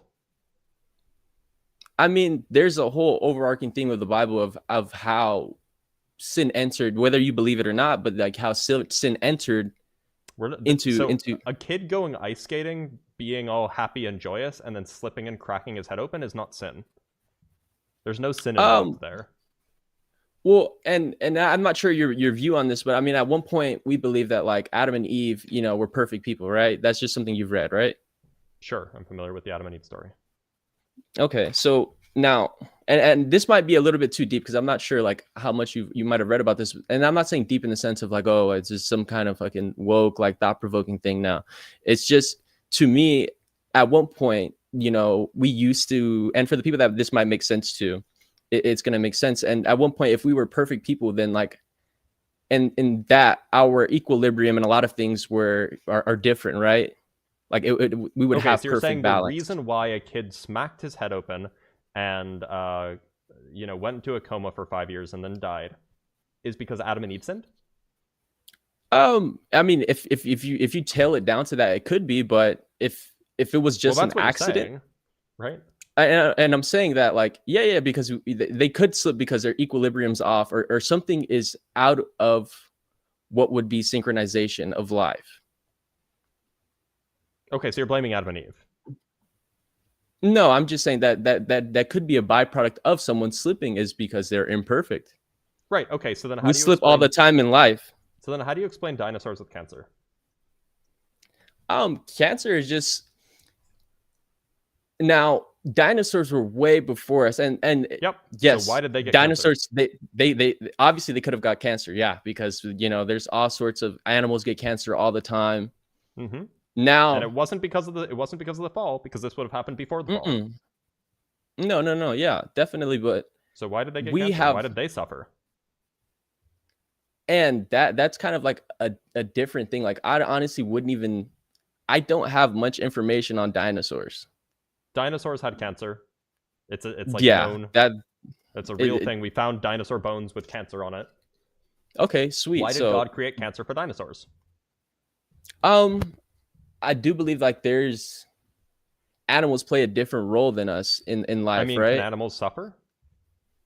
Oh, of course they can. So why does God let animals suffer before humans even You know, existed? that's kind of a part of like that natural life cycle though, right? Didn't have to be. God could have made it so that it wasn't. But how do we know that like that isn't a part of like what nature is, you know, like God could have cheetahs made and nature gazelles? differently. He could have made everybody vegetarian. But there's a role in what that means. I think that our view on death even is different because people, we know that we're not supposed to die. Like we have the What? ability to like that's what I'm saying. Like people, as people, we know that we are not supposed to die. Like that's why everyone fears death. What does this have to do with dinosaurs getting cancer? I'm saying that we have our part with nature, and nature also has its relation to us. It's the same reason why we can heal sick But animals. why would God want dinosaurs to suffer from some of the most painful cancer that you can have? If we could remove the cancer from the dinosaurs, I'm sure God would have We wanted can't. us They're already to. dead. Right, they're gone. That's a history. So why So did like, God give them cancer in the first place? It wasn't to teach us any lessons because we didn't exist yet. yeah, but without cancer, that would also have like an imbalance in the ecosystem. No. God could have made it so that there wasn't one. You're talking about an all-powerful being here. You think that he couldn't have made it? You think that the best world that he could have made was one where dinosaurs get cancer? Right, but I mean, a lot of times you ask like an engineer or somebody the way they made something, and there's usually a reason to Engineers it. Something. aren't perfect. So how do we know that? I'm still trying to. Could you explain this a little bit more for me then? Yeah, which part? Like what exactly? I got a little bit lost in the plot with the Okay, dinosaurs yeah. having So- cancer. So dinosaurs were intelligent enough to suffer. We know how big their brains Mhm. were. They weren't so big, but they were big enough where we can very clearly tell that they would have had the ability to experience pain, to experience fear and things like this, right? hmm So they would have had the ability to fear injury, to experience suffering, to be in agony, right? That's a thing that dinosaurs could experience. Dinosaurs Mhm. existed long before humans did, and yet for some reason God decided to give them cancer, even though the fall of man hadn't happened yet. Sin had not entered the world yet. Right, and now this, to me, I will admit I would have to do more research on dinosaurs having cancer and cancer found in their bones to discuss that with you. What more? That's something information do you that need? I mean, I would have to look into the context of like what that means because like I just see they like had the way. cancer. They had bone cancer. At least that's what we know. Yeah, but and that's Like, if you don't believe I me, think I it's a can show little. you a study that proves it. But I was under the impression that you were just granting that yes, dinosaurs No, can no, get no. cancer. No. I mean, it sounds like something that would be possible that we could find, proof of cancer cells in their prehistoric bones or proof that they might have had some type of cancer. Like that doesn't sound Yep. far-fetched to me at So all. then what else is there So- to look up? I'm just a little. I'm that actually kind of caught me off guard just because like I'm not really sure. Like I do believe like dinosaurs played a role for us and they had a purpose. I mean, they're the backbone of our entire like fuel industry. No, that's a mistake. Our fuel industry comes from dead trees. No, not dinosaur bones. There's a whole layer of like matter that the Yeah, it's dead dinosaurs. trees. No, it's not dinosaurs. I mean, it's a combination of both because No, fossil it's fuels not. could, there's Fossil fuels don't come from dinosaurs. They come from trees. it's a and whole algae. set of bones and stuff that become No, they don't. This fuels. this I'm is a saying, like, mistake. Like it's not real. organic matter in general. I'm saying No, like no, no. organic So matter in fossil general. fuels, oil, petroleum, natural gas, they come from trees and algae. That's it. They don't come from animals.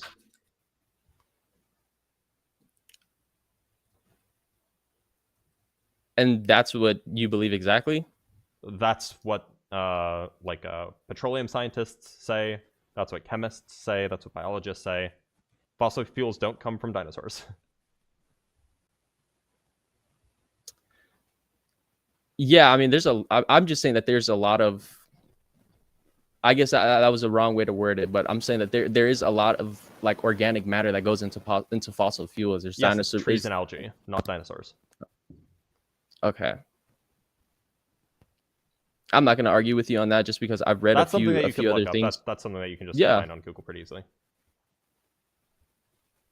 But I'm saying like there was a whole set of like I didn't mean to come off as just dinosaur bones are the complete thing of our fossil fuels, but there's a whole set of organic matter under layers of earth that include dinosaur bones, not just all sorts of animals, plants, animals. So you are right. I mean, the organic material from dinosaurs, like the flesh, not the bones, because the bones are obviously not fossil fuels. That flesh does not form our fuel, any of our fuel. The reason why fossil fuels exist at all is because there was a period of time where trees evolved, and during that period of time, like they had wood, like woody trees evolved. There were no bacteria that could break down the wood, so they just formed really, really heavy and thick layers that compressed on itself, and that caused it to become coal and petroleum. Okay. It's strictly trees. Oh no, and natural gas and petroleum also comes from algae, but not dinosaurs. Okay. Anyway, I was under the impression that like all the animals and everything, like all the organic material from that era, kind of went into that. So I appreciate you for. Yeah, of course. So Jay, I'm gonna let letting you me go know because that. we've been on for a while. Is Yeah, that yeah, fair? definitely. It was a good talk. Yeah, no, it was a good talk, and I appreciate the respect, and hopefully be able to talk again. And if we do have the opportunity, I would like to kind of gather some stuff, and that way we can Sure have a thing. more centralized discussion. Yeah, of course. All right, Jay. Have a good one. All right, thank you. Have a good one. Science be with you. I love doing that. It's so funny. All right, let's bring up Old Calendar Zealot. He's been begging in the comments for a while. Come on, TikTok, stop being stupid.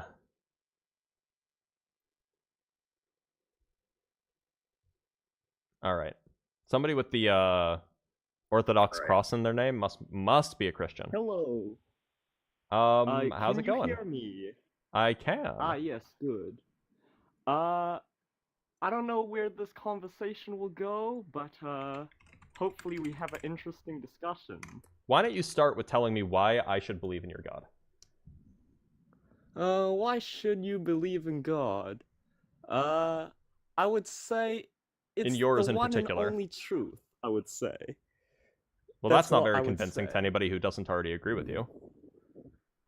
Right, yes, I agree, which would be to show you how it's truth. Yeah, but you then should do that. Yes. First I want to address some of your previous conversations before. So I think one of the main topics of discussion was, I guess, the problem of evil. Yes. You were asking, oh, why couldn't God save this baby or save this child? Yep. Is that like one of your points? Yeah, I mean, or Yeah, why okay. dinosaurs got So- cancer. That would also help too. Answers Okay, to those yes. questions would be good. I Why mean, I earthquakes don't believe happen. dinosaurs are real, but that's just a different topic. Well, that might be that might have to be the topic that we anyways, go into, because if you're coming on here and you want to have an honest discussion with me, and then you're also saying, yeah, but all of the scientific investigation that we've done is just made up, like, we should probably talk about that.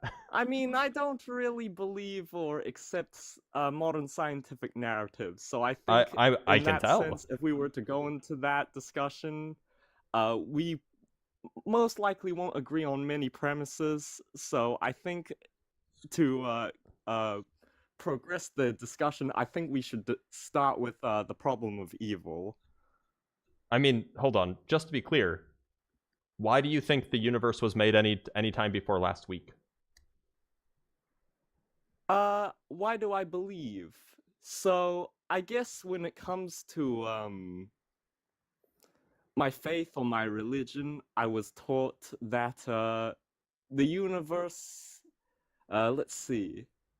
So the church fathers teach that the Earth was at least, at their time. So this was 2,000 years ago. So we believe in the tradition that the Earth is 7,534 years old. We have writing that's older than that. I mean, there's many writings that claim that, but We have our writing that's about traditions say 8,000 this years old. otherwise. By carbon dating, of course, but I don't agree Yeah, with carbon it's written on turtle dating, shells. and Oh, I'm sure, so you just don't agree with we like could data, have back or and forth on that. I don't agree with most modern data. so do you not think that like quantum mechanics is real, or No, I don't even believe quantum mechanics is real. I don't how do even you believe how do you light think is your a smartphone particle. works? How do you think your smartphone works? The ether. What does the ether have to do with quantum tunneling and transistors? I mean, I don't believe in. I don't. So I guess when it comes to what people believe in science, so for me, I believe in 5 elements. So there's 4 material elements. Wait, do you and not even 1 believe in the periodic immaterial table? elements. Do you not even believe in the periodic table? Mendeleev? Not really. I believe in. What do you think gold is? So I believe. So I would say. So you don't even gold believe in is, chemistry? So I would say gold is real, but I don't believe in it in like the periodic table. You know that we can sense, as see in- atoms with so gold microscopes, would right? be. So gold would be in. Sorry. Let me continue. Gold would be the element of Earth, but in a different configuration of Earth. Basically. You know we can see atoms with microscopes, right? I mean, people We claim can. they see atoms. No, you can but see then atoms with again- microscopes, individual atoms. but We can then we can again, manipulate you know, individual atoms. I mean, people can claim to see anything. I mean, just No, because with you have a microscopes. photo doesn't mean. Yes, I know. You guys claim to Are they have lying? microscopes that can see atoms, but Do you I think don't that it's know. just that? Do you think that they're just lying? I mean, NASA lies too. So. Do you think the and Earth is the flat? people Hold on. that Do you are think the Earth claiming is to take flat? Photos of the particles no. are the same people that do fake satanic mock sacrifice rituals in front of Shiva. So why should I? Are you? Why should I Do you think the believe Earth is them? flat? Don't you? I believe the ground does not curve 8 inches per mile square, and we live inside a solid dome. Yeah. Okay. So you're still stuck like 2,000 years ago. You haven't moved on since then, have you? Well, of course not. I trust the wise church fathers. You mean the ones who said that women should be silent in church? Yeah. Okay. I mean, the one we that said that have, the one that said that if I a mean, woman it's if a not woman sleeps with a that man before strict she's in the married, sense they should be 'cause, stoned. My church parish does have a woman reader, but women are not allowed to be priests or bishops. Oh, but So, in the Orthodox tradition, they're not allowed women are supposed to be to, silent in church, right? It depends what you mean by that. As Well, in, can being they teach? silent, as in No, not they can't talking. teach. As in not talking. Well, I don't know about that specific exact, because I know. Oh, you 'cause you in know my that verse, don't Orthodox you? tradition, we do have a. So my priest does Is have this a in wife, Corinthians? and my priest's wife does do reading, but she doesn't do teaching. She doesn't administer sacraments, but she just does the reading. Like she's just reading on the side. She's reading things, but I don't think she's like teaching. And she's not a priest or a bishop anyway, so that's not really an issue. Oh, where is it? The As verse for that the says, church yeah. tradition. So 1 Corinthians 14:34, women should be silent in the churches, for they are not permitted to speak, but should be subordinate, as Yes, the I law am also well says. aware You of agree? that verse. They should be silent. But it depends what you mean by silent. Silent has one Like meaning. what? It means not talking. Right. But it could also mean like don't teach or don't So words don't mean do words certain now. things.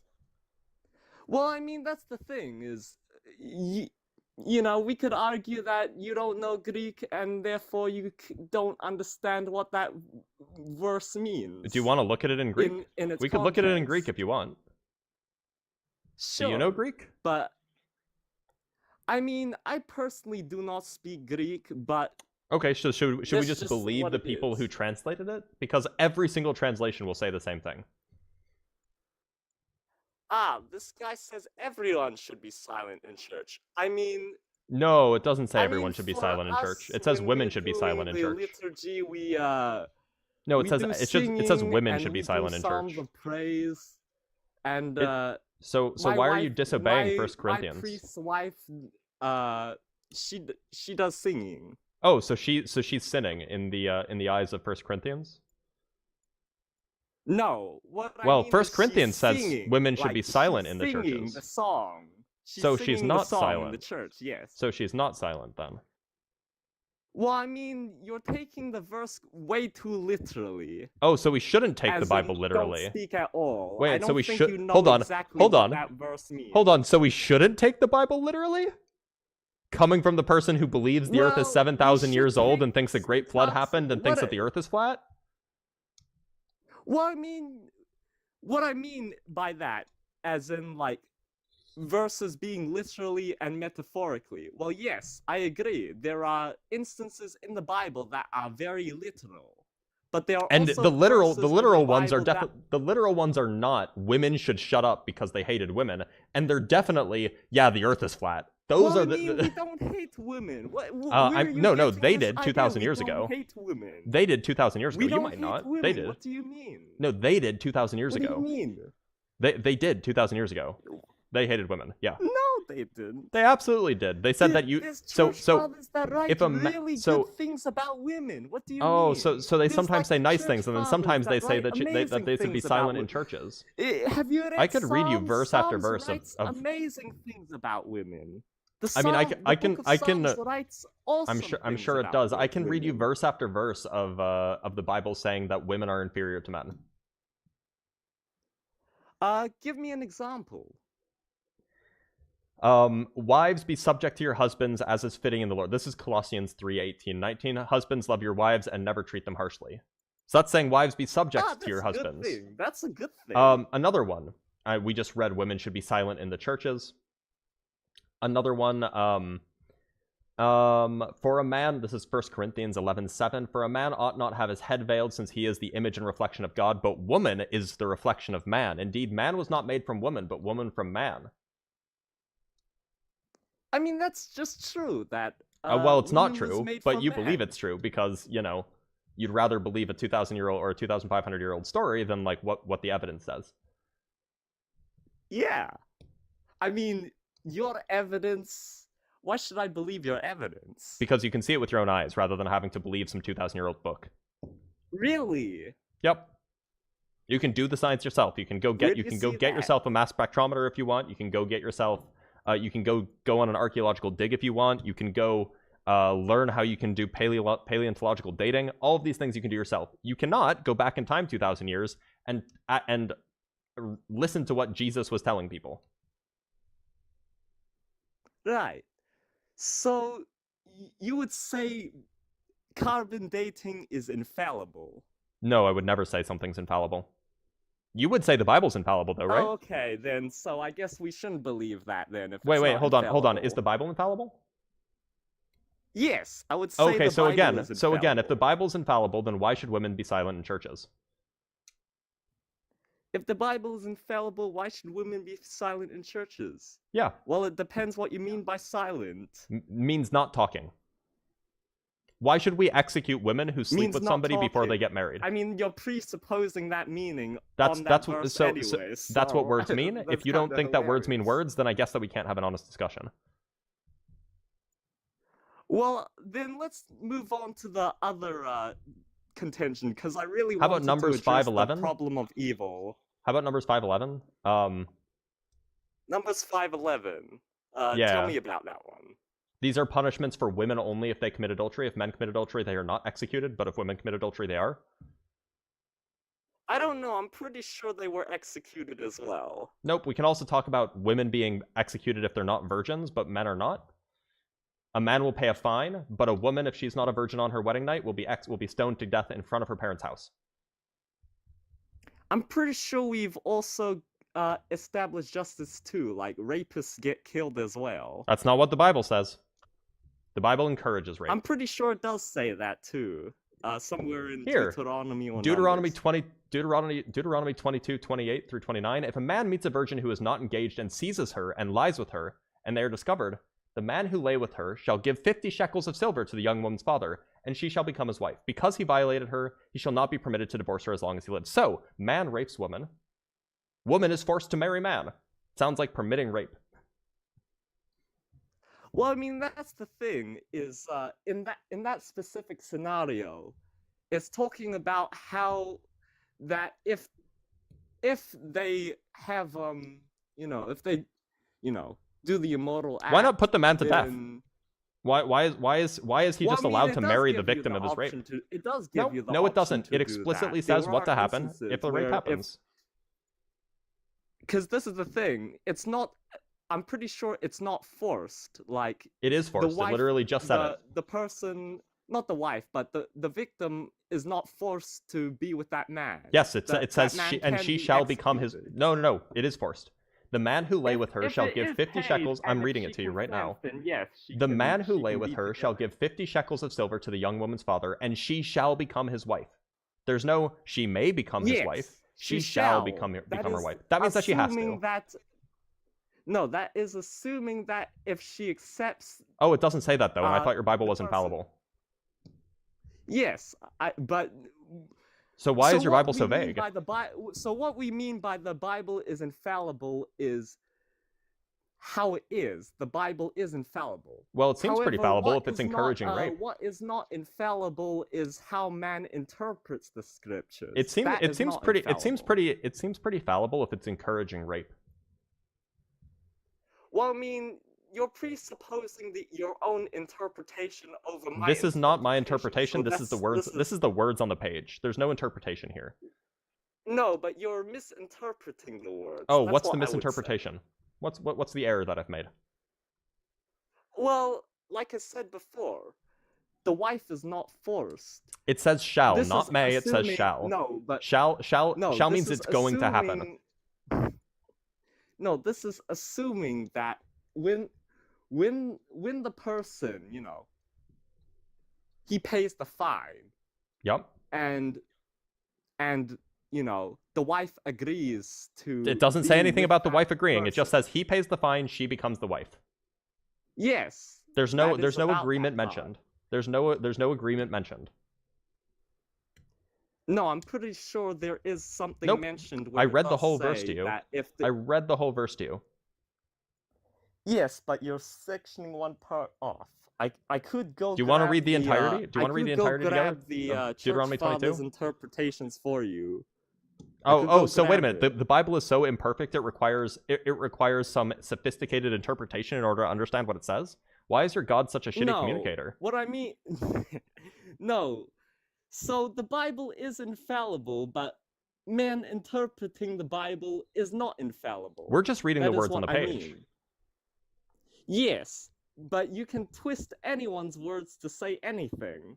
We're not Which is twisting why any we're not words. sola- It just says, So this is the why man we're who not lay with her sola shall give 50 scriptura. shekels of silver We're to the not young woman's sola father, scripturis. and she shall become his wife. We are not Where else? sola scripturis. Oh, okay. So that's the issue. so you need to add more to your Bible to make it perfect, to make it understandable and make it sensible. Well, I mean, that's why we have the church in the first place. After Oh, all, okay. So it's not established the infallible. It canon. requires precise and subjective interpretation in order to make sense. Got it. Well, it's not. Well, it's not really. Well, we do believe there is an objective interpretation of scripture. Oh, okay. And so However- is that the interpretation that follows literally from the words written on the page? Well, I mean, your imposed interpretation is not what we believe. So no. Oh, okay. So you're changing the Bible then, right? We did not change the Bible. Well, We no, are you're changing the saying words that your it says. Interpretation is not what we believe. Oh, okay, so the words don't mean what the words mean? Well, I mean, this is the thing: is you're reading words and then you're presupposing their meaning. Well, And we that can is we can like just the go look at the Hebrew if you want. Well, I mean, sure. Okay, let's go look at the And Hebrew. on top of this, we could also look at the look at what the church fathers have to say about it. Or Oh the no, we should just look at consensus what the of original church text fathers. says, because the church fathers are subordinate to the text, right? Yes. So Okay, so when then it we should just comes look at to the church original authority, Hebrew. We believe in the consensus of the church fathers. Okay, so let's just go look at the Hebrew. So the relevant verse. Okay, I'm just trying to find the relevant word. Oops. Sorry, Google Translate's annoying sometimes. Nope, that's 50. Okay, here we go. It's this part. Can get rid of that. I'm just trying to find the relevant Hebrew words. Oops.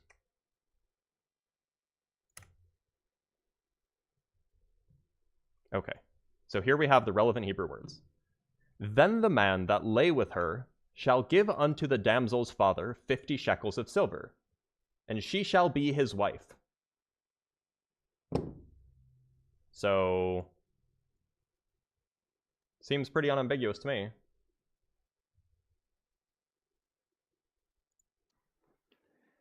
Yes. So we do agree that that can occur if the rapist pays that amount and the wife does actually have the say or the opportunity. Oh, does it say that to, anywhere in the Bible? I'm pretty sure it does. Okay, If I find could the verse, find please. the section on it, then I could actually get it for you. Go ahead, I'll give you time. All right.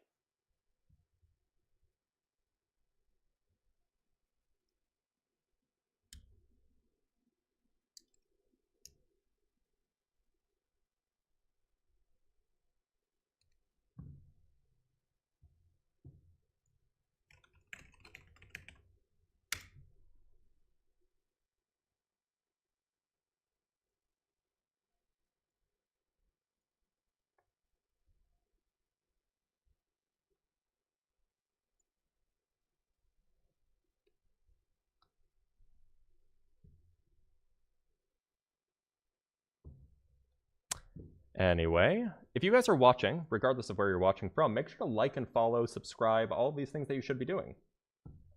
And if you want to support the live, there are means by which you can do so. There's Linktree. There's links in my Linktree to donate if you want. There's also, if you're on YouTube, you can send gifts. By the way, we have actually 2 super chats from Displaced Gamer. Glad to see you have come to the truth and gave up on your theistic ways. Absolutely, I have. Thank you for the $5, Displaced Gamer. And from Nectu, I'm cooking Blitz, or you're cooking Blitz on fire.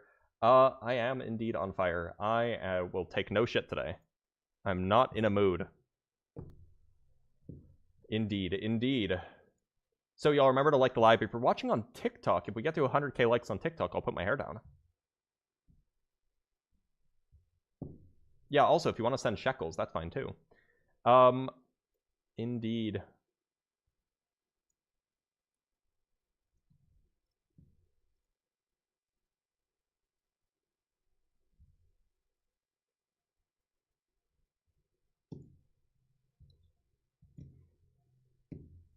I wonder how long he'll be gone. That tiny URL is a fish link. It's literally a link to join the guest box. But okay. Welcome back. So where's the verse? Oh, he's gone again. You will change opinion when you face difficult times. I face difficult times my whole life. So, sorry. And my opinion still hasn't changed. How much to not put your hair down? 20 bucks. 20 bucks and I won't put my hair down. And that's $60 in TikTok gifts because I only get a third. Because 20 bucks is 20 bucks.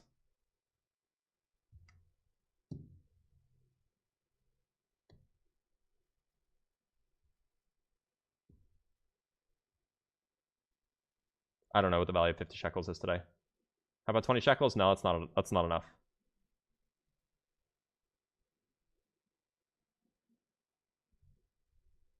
Yeah, if you're talking, by the way, old calendar, nobody can hear you.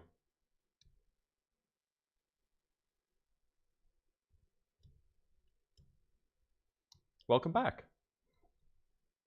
Oh, just give me a moment. I am trying to DM you certain things. I can't see your DMs on As TikTok. I'm trying to get the... Yes, I'm just trying to gather the resources for you on this specific verse, because I'm pretty sure this is commonly talked about. $10 from Flash. Thank you for being my lunch companion. Delightful. Flash, I will actually be back in Arizona in 2 months.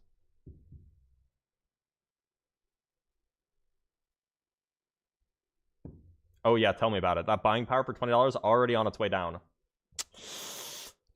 But you know, lower or cheaper eggs, right?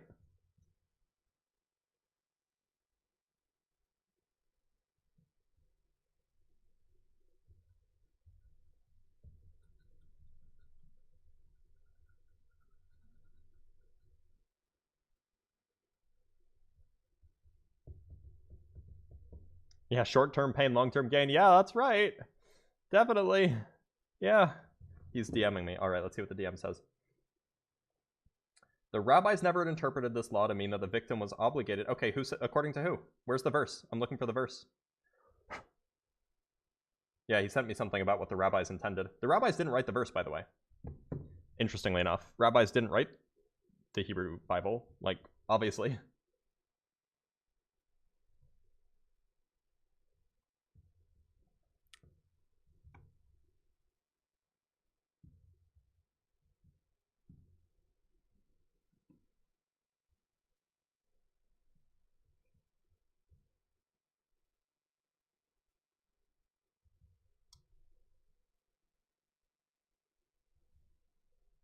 No, the rabbit. Well, okay. Some of they didn't write the Torah, and Deuteronomy is in the Torah, right?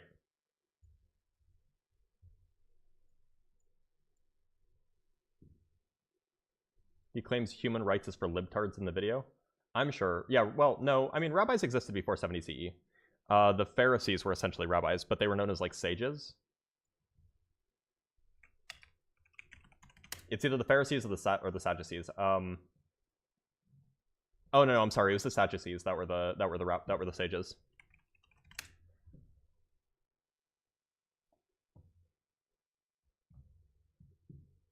Or wait a minute, am I backwards again? One of them was the written law, and one of them was the oral law, and I don't remember which one's which. The guest has indeed timed out. Is he sending me anything else? He's not sending me anything else. Talmud. No, I know the Talmud is oral law. The point is that one of the Sadducees were like the priests, and the others were the sages. And the sages are what became the rabbis. All right, I think that we gotta move on because he's not. I don't know if he's coming back. You coming back, old calendar? How do you justify objective free will? I don't think free will's real. Ah, welcome back. It will take some time, so I think I mean, it will... I thought that there was a verse. Isn't there a verse? Yes, but I have to gather the resources for you. What's the verse? You don't know what the verse is? No, there's plenty of verses. I'm just like copying you them as I go along. Oh, well, And send me just also, one. I'm Just trying send me to the get- one verse. Well, it's not just one verse. I'm just trying to give you Isn't there a all the verse that says, resources on the actually, if a man... subject. Isn't there a verse that says if a man rapes a woman and pays the father 50 shekels, she has a choice in whether to marry him? Yes, I know. I know. So where's you're the verse that talking says about that? I'm just giving you the resources on those. I'm just. I just want the verse. resources I on just want the those, verse. The verse from your perfect infallible book.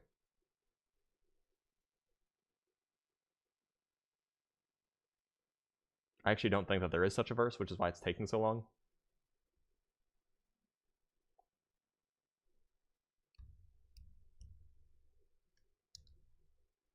But yes, move on, because it will take a long time. I will definitely DM you later.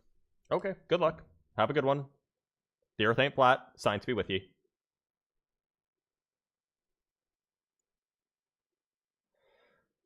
All right.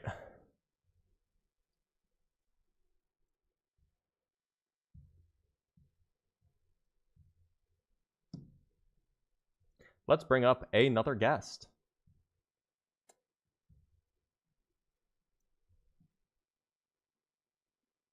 Yeah, bro's gonna have to read the whole Bible, unfortunately for him. Or fortunately. Alright, let's bring up, Kesor, though. Kesor, though, how's it going? I'm good. How are you? Good. What religion do you believe in? I'm a Christian. Okay. Why should I be a Christian? I can't really tell you why. I think you can find a reason for yourself, but Okay, but then why'd you come up?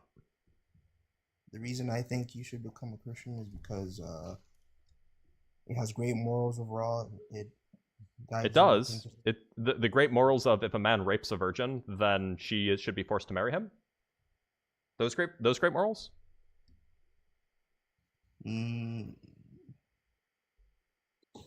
Well, you're talking about the Old Testament, though. Oh, so did the morals change, or are they objective? No, they didn't change, but Okay, so then it doesn't matter that it's from the Old Testament. no, but bro, these are Levitical laws, bro. Yeah, and were those laws moral, or were they immoral?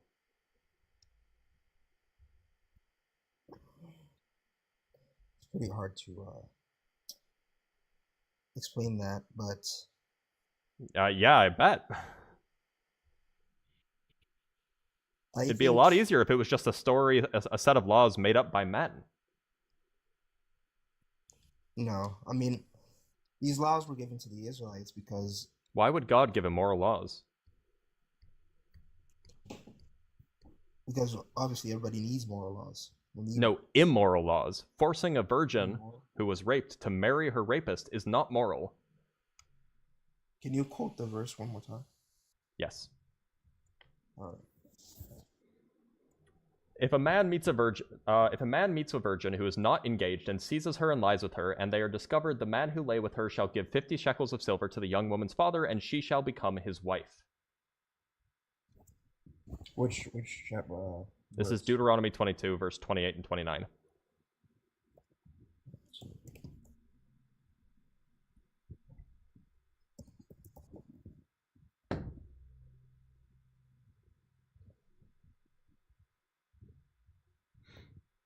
Meanwhile, while he's looking it up, remember, support the live. I did my best, or better yet, support the live. The live should be supported. It's the greatest live, the most great stream, the biggest stream, the best stream around. Support the live because Blitz is going to be paying hugely tariffs.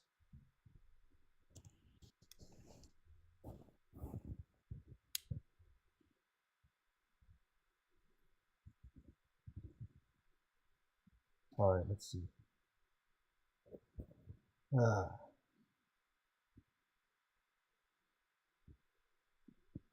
By the way, this is gonna be very weird to you, I think, but by the way, these laws were given from Moses and the other judges in Israel. Oh, so they weren't given by God. These aren't objective moral laws. These are laws given by men. Wait, hold on. Didn't you say like 5 minutes ago that, God gave these laws to Israel because, and then I cut you off, and now you're saying that God didn't give these laws? Well, you could say God gave them these laws through Moses, but these aren't like objective, like super, like they're not like, I don't know. Which one is it? I'm gonna give you an example. Like, there's the American laws. The American laws, they exist and they're guided by reasoning. But sorry, were these those aren't- laws given by God? But these aren't laws that are given by God. They aren't directly given by God. They're given through people. Oh, okay. So we don't have to follow the laws in the Bible? No, I mean, Deuteronomy is it's obviously speaking to the Israelites. So we're not living in those times. Okay, so do we have to follow the Levitical laws? No, we do not. Okay, so all of the stuff about gay people being abominations, that's nonsense, right? No, that's an objective law. Given. Oh, but that's a Levitical law. Yes. Man shall not lie with another man as he It's lies with a woman. also- That's a Levitical law, not a that's a law of Moses. That's not like some objective law, right? It's also a moral law. Oh, okay. So but it's not a moral law to force a woman to marry her rapist? Weird. Seems like you're caught between a rock and a hard place, if you know what I mean. No, I think it's fine, honestly. Especially considering the times that they were. Oh, living so in. it was okay back then to force a woman to marry her rapist. I think it could still go. I think it could still operate in these days, but Oh wait, you think that should happen today? no, I don't think it should, because everything is how it is, because that's how it is according to its time. But Wait, so But why it- is the gay people thing relevant today, but the forcing the victim to marry the rapist not relevant today? let me show you something. Hold on, give me a second. Yeah, take your time.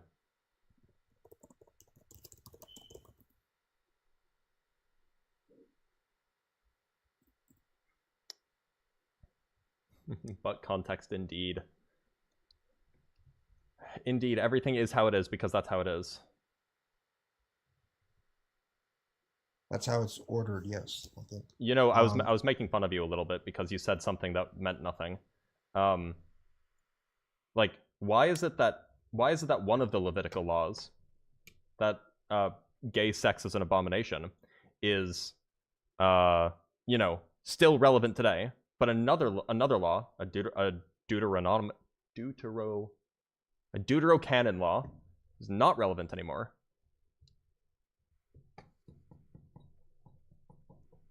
Well, you see, it says it's an abomination. Yeah, and it says that a woman should marry her rapist. Yeah, but it doesn't say anything about abominations. Something that's It doesn't. I mean, calling it abomination is just saying it's not allowed. I mean, God destroyed Sodom and Gomorrah because of the sexual sin. No, that's not what scholars agree on at all. Scholars agree that the reason why God destroyed Sodom and Gomorrah was because they were not welcoming to guests. Welcome into guests. Yeah, because they threatened to rape the guests instead of, you know, giving them tea Yeah, and so crumpets. sexual sin.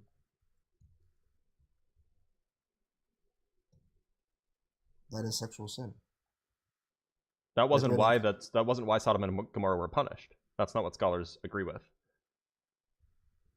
I mean, maybe your pastor thinks that, but that's just because he hates gay people.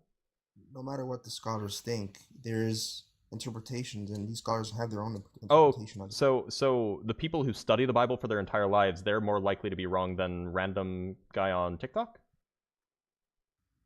The people who compiled the Bible itself should know more than the people who Yeah, the people who can't- compile the Bible don't say that it was because of sexual sin. They say it was because, well, they don't say why actually at all. All right. Anyway, though, but we see multiple different verses that talk about sexual or homosexual sin. Like Yeah, and we even see in- multiple different. Do you think that women are inferior to men? Do you think that they should be subordinate? They're not inferior, but they Oh, should but the be Bible says that they are. No. It doesn't say that. Let a woman learn in silence with full submission. I do not permit a woman to teach or to have authority over a man. She is to keep silent. For Adam was formed first, then Eve, and Adam was not deceived, but the woman was deceived and became a transgressor. Right. That was St. Paul giving order to the churches. Sorry? That was St. Paul giving order to the churches. St. Paul. Yeah, wrote- so do you agree with it or no? Of course I do. Okay, so you agree that women should be subject to and inferior to men. Sure. Okay. I guess you just hate women as much as the people 2,500 years ago did. No, this isn't hate towards women. It is kind of hate. called- I mean, you think called order. that women are lesser than men, right? That doesn't mean they're No. Do you think that women are lesser than men? Hold on. not Do you think that saying- women are lesser than men? You're putting that into the word. Yeah. Do you think that women are lesser than men? I'm asking you, your personal opinion. No, they're not Okay. less than. Okay, then why We should have- women, we why have should women be different roles. silent in churches? We have different roles, and these roles require different. Why is it ways of- shameful for a woman to speak in a church? As Saint Paul just said. Yeah. Okay. Because- So why is it shameful? If women are equal to men, if they're not lesser, why is it shameful for women to speak in church but not men? It's consequence. Consequence of? It's not about people being higher than someone else. It's about roles. Oh, okay, The so role- so the role is women should be silent and submissive and barefoot and pregnant in the kitchen? Is that the role? And we like in the churches. We Are don't you married, even- bro? No. How old are you? 22. Okay. In Do the you think that churches, women should, if you ever got married, would you want her to, or would you be okay if she wanted to work a job? Yes, I'll be fine with that. Okay. So you disagree with the folks in the Bible? No, I do not. Oh. But wives are supposed to be subject to their husbands, right? Right. Right. So what's your point? So do you think that you should have final say in your marriage? Yes. Oh. Oh, so you do hate women? No, but as wife and husband, you're working in cooperation with each other. But the man. So then has why the does the man get the final say? Because he's the head. He's the head of the household. Why does that mean that he gets the final say? Why is he the head of the household? Once again, roles. Oh, okay. And Characteristic. those roles are the same rules. Where do those roles come from again? They come from many places. They come from sexual characteristics. Oh, which sexual characteristics? I mean, men are generally more described as leaders and have like And more prone to making irrational decisions? More No. emotionally unstable? no women. No, are I mean actually this is actually well studied. Women tend to be far more emotionally stable than men are. Well, yeah, that's because of today's society. I mean, No, that's because of testosterone. No, I mean, No, it is. I mean, why do you think 95% of violent crime is committed by men?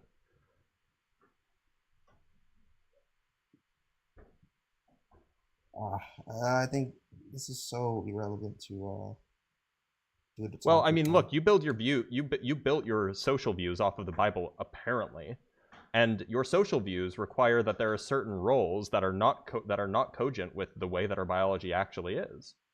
Can we switch the topic? Yeah. Do you want to talk about how old you think the Earth is? No. How old do you think the Earth is? Come on, be honest. Bro, I agree with the church fathers, like the Orthodox Christian was saying. Okay, so you think the Earth is like 6,500 years old or something like that? The history of the Earth, yes, I believe so. Do you think that there was an Earth more than 7,000 years ago? No, it wasn't. I mean, the matter existed possibly, but I don't think it. But there weren't animals. No, I don't believe. What so. do you make of the fact that we have human writing from 8,000 years ago? That's interpretation. It's not Carbon- interpretation. It's scientific data. I don't agree with carbon dating either. I'm not gonna lie. Tell me, how does carbon dating work? I don't even know honestly. I How don't can you really- disagree with something if you don't even know how it works? I forgot. I haven't gotten to these stuff in years. But then why do you disagree with it if you don't even know how it works? But Do you believe that I the can flood think of happened? that. Yeah, I do believe it. Yeah. How did the koalas get to Australia? I mean, how did the fossils get on top of mountains? Because the Yes. mountains weren't always mountains. Plate tectonics make mountains get higher. Now, how did the koalas get to Australia? Because the sea was lower, I guess. It was more land. The sea was Gotcha. lower. The sea was lower. When did the sea rise after the flood? after the flood. The flood caused it So to rise. it floods, then it stops raining, the water recedes. Are you saying it recedes so much that they could walk from the Middle East to Australia? Possibly. Okay, why don't we see koala bones anywhere except in Australia? Because that's where they were formed. That's where they were formed. Honestly. How did they get to Australia Well, from the continue Middle on. East?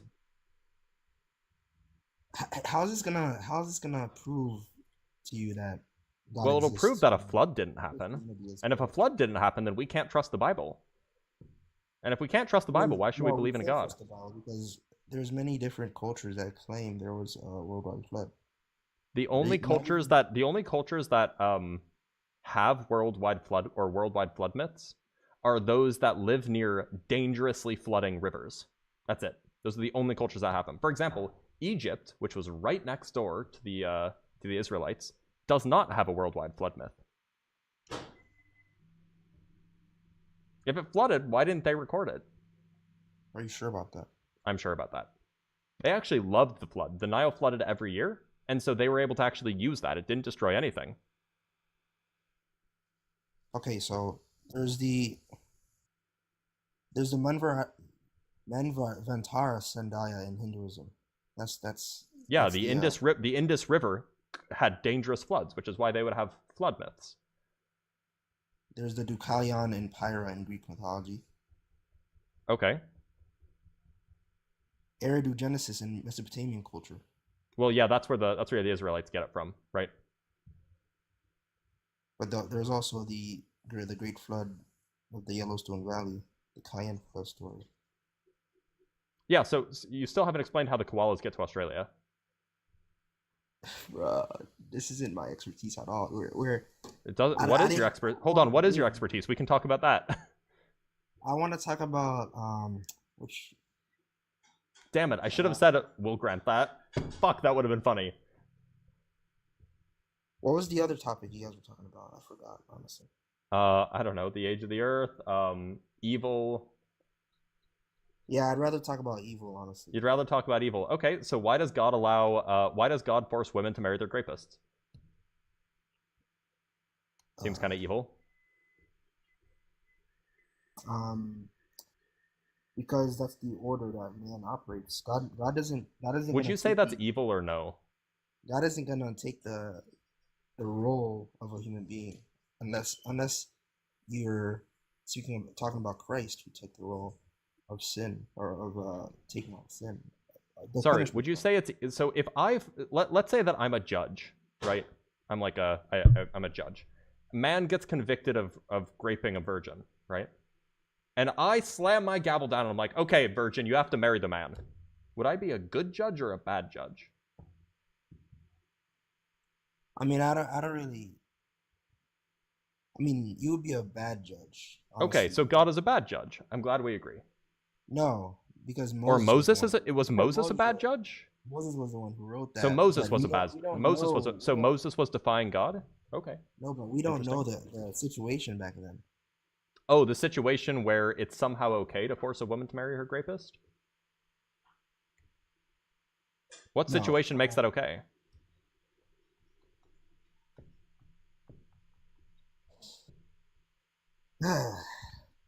We can't really like. How am I supposed to argue something that happened years ago?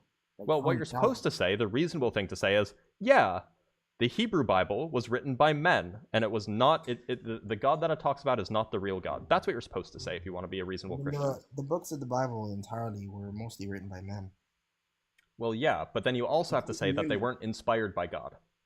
They were inspired by God, though. Oh, well, now you have to account for the rapist marrying the victim. Bro. You can't have it both ways. I'd have to read the whole Deuteronomy. Have you read Yeah. Deuteronomy? I've read a little bit of it like years ago. Have you read the entire Hebrew Bible? No, I have not. Oh, why not? Just been just really busy, honestly. Too busy? Wait, isn't this the most important thing in the universe? I focus on other things than this. Focus on those nice abs, huh? No. I mean, I just recently started doing that, but I think I'm more interested in philosophy or in theology rather than Okay, so give me a theodicy then for rather than why God is forcing rapists or women or virgins to marry their rapists. Give me the theodicy. all right. You know what? Let me see. Let me read this with you. Real quick.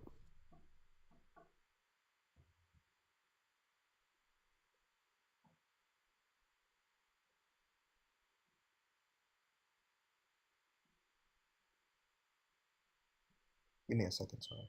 Sure.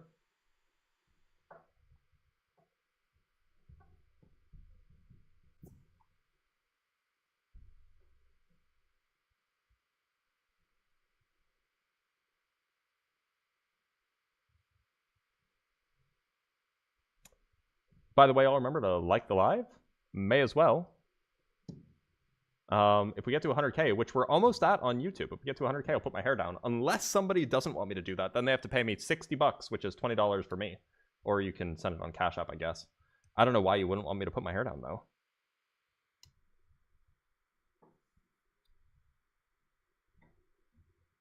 Hi, Bugaboo.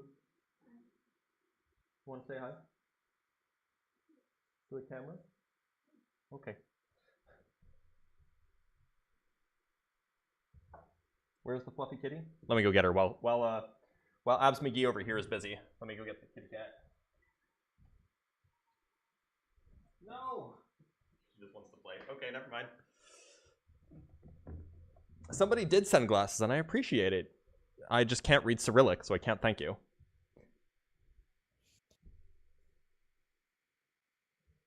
I know I missed the sunglasses. I know.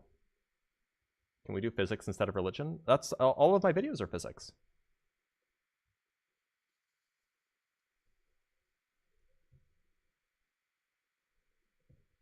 Oh, there she is. Come here. Come here. I know it's scary. I know it's scary because there's a green screen. Come here.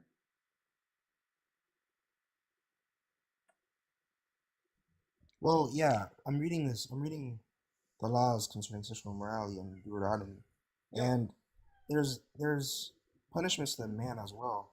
The man that wrongs the woman. What's the punishment? That he has to pay 50 shekels and then he can't divorce her? Is that the punishment? There's one right here that says the man didn't see any proof of virginity from the other woman from the wife who's actually married to another man, and the family proves that she's a virgin to the elders or judges in Israel, and they prove that, and the man who raped her What verse is this? It's Deuteronomy chapter 22, verse 13 to... All right, let's read it. Let's read it together. Read full chapter, 22:13. Right, suppose a man marries a woman, but after going into... oh god, I hate this language. But after going into her, dislikes her, and makes up charges against her, slandering her by saying, I married this woman, but when I lay with her, I did not find evidence of her virginity. This is... Unfortunately, this is going to destroy you. Let's keep reading. The father of the young woman and her mother shall then submit the evidence of the young woman's virginity to the elders of the city at the gate. The father of the young woman shall say to the elders, I gave my daughter in marriage to this man, but he dislikes her. And now he has made up charges against her, saying, I did not find evidence of your daughter's virginity. But here is the evidence of my daughter's virginity. Then they shall spread out the cloth before the elders of the town. The elders of the town shall take the man and punish him. They shall fine him 100 shekels, which they shall give to the young woman's father, because he has slandered a virgin of Israel. She shall remain his wife. He shall not be permitted to divorce her as long as he lives. If, however, this charge is true, that evidence of the young woman's virginity was not found, then they shall bring the young woman out to the entrance of her father's house, and the men of her town shall stone her to death, because she committed a disgraceful act in Israel by prostituting herself in her father's house. So, if the man gets caught lying, making up charges, he has to pay a fine, and then he has to marry or stay married. If a woman is lying, she gets stoned to death. Yep. So are you telling me that's good for women? All right. So let me lock in at this point because yeah, you should, because right now you're getting cooked. Because in Israel, like they were terrible. They were very sinful. were no different from the rest of the world. And there's actually the book of Judges that actually goes into this. Israel was just pure sinful, and I guess the role of the judges were to organize laws to try to bring order to the nation of Israel. And obviously, as you can see from the verse that we just read, these people weren't really morally in shape. Were they and it's were they more morally in shape or less morally in shape than, you know, the rest of the world at the time?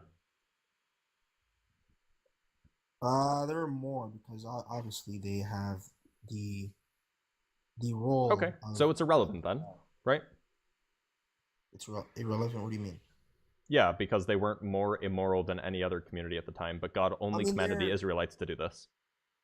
by themselves. They were. I mean, actually, they were more immoral. Actually, I changed my mind. They were more immoral. The people outside of Israel were actually pretty more they made more sense, honestly, because obviously we know people like Aristotle existed in Greek history and others, but all these people they studied philosophy, theology, but the Israelites, they weren't really into this type of stuff. They were just trying to bring order into their small nation. There was a lot of chaos. Okay, so now you're just justifying why God hates women more than men. No, God doesn't hate women. I Where mean, does it God say said that. Okay, so I don't know if you've laid with a woman. What percentage of women do you think don't bleed on their first time? Sorry, say that again.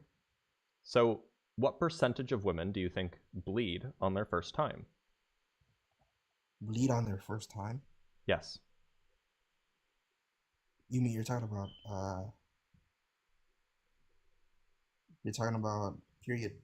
periods? No, not talking about periods. I'm talking about when a woman has sex for the first time, what percentage of them will bleed? I don't even know that. Okay. What is it? It's about 50% or so. Now, in the law that we just read, the way that they tell if the woman is a virgin is they check to see if there's blood on the sheet, right? So historically what would happen is you would have the wedding, and then you would have the man and the woman go off and they would consummate the marriage on a wedding sheet, and there would be people standing guard outside, and then when they're done with the act, they would keep the sheet basically as proof that the marriage was consummated. However, it's possible that a woman wouldn't bleed. Now, it could be because she wasn't a virgin. It could also be because not all women bleed on their first time. TMI, I didn't. Babby. Anyway, so the point is that it's possible that she's not lying, that she's a virgin, and she would still be stoned to death for it. Is that right? It's very possible, but it's not. Why would God be okay with that? God wasn't okay with anything. Then why did God? So wait, Moses was God's prophet, was he not? You could say God was very angry in the Old Testament. A lot of people characterize him that way. He was very angry because things were just not operating the way they should be. So wait, we agree that the God of the Old Testament is just like an evil bastard. No, I don't agree. I think God was making a way, which he did, and humanity is just humanity. We make mistakes, and we have to fix these mistakes. We have to take responsibility for these mistakes, and God did. So when good things happen, is it God's fault or people's fault? Through time, you can see that there were advancements to the laws and the order. Like women should be silent in church. That kind of advancement. Bro. Yes, sure. How is that better? Look. If you read the Bible in its entirety, it's just God hates women the whole way through. No, I don't believe so. Okay. It just sounds like you haven't read the Bible.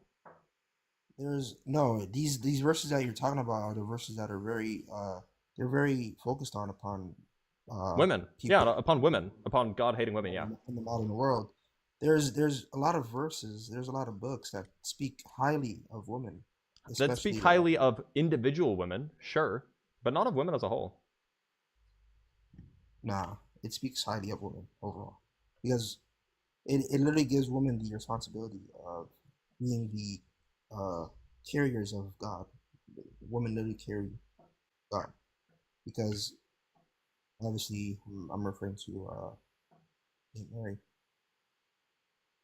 So Man. you said you're more prepared to talk about philosophy.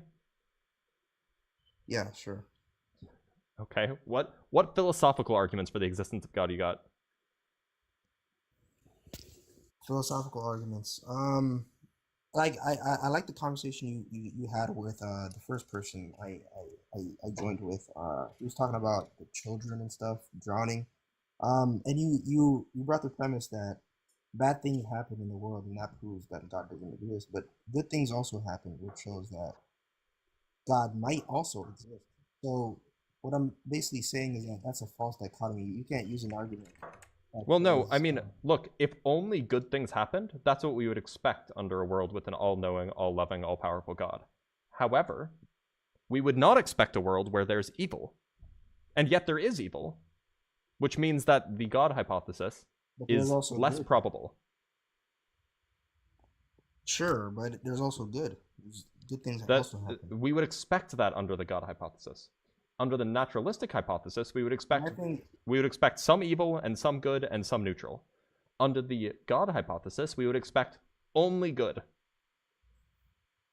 mostly good happens, in my opinion. Oh, what about children that are born with cancer, or That's Lesch-Nyhan not syndrome, where kids are not born many with children.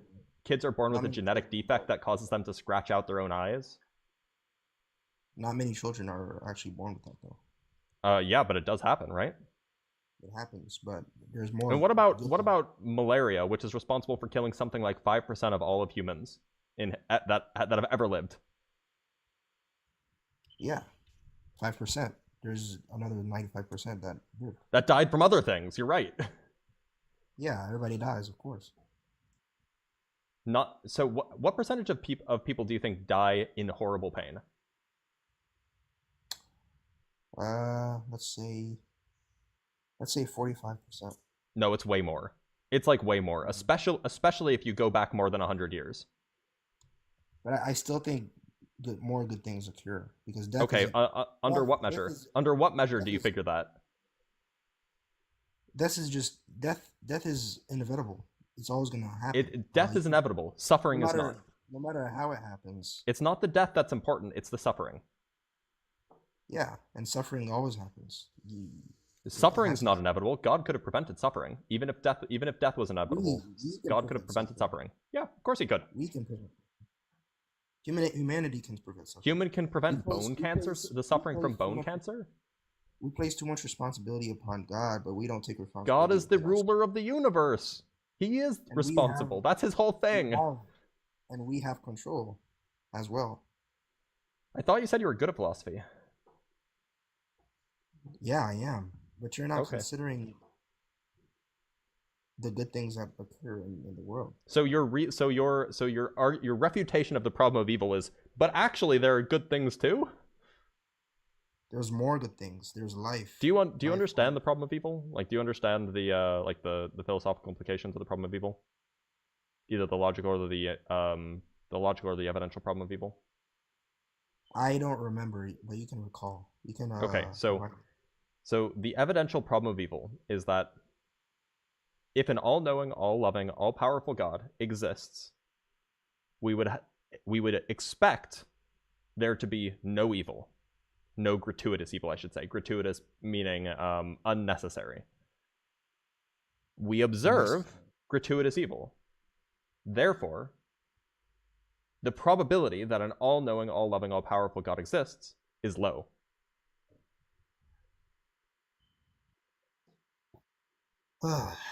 But, bro, that's. I mean, the Bible explains this. It's the result of. Which being premise do you fallen. disagree with?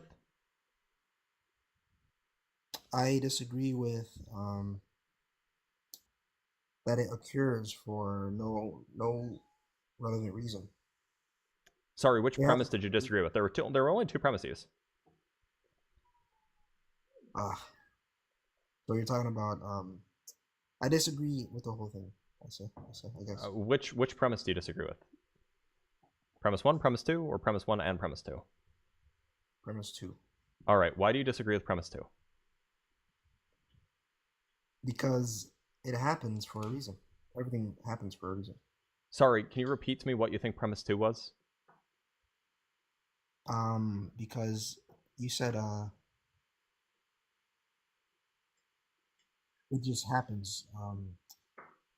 Bad things just happen. It just comes out of nowhere. That wasn't premise 2.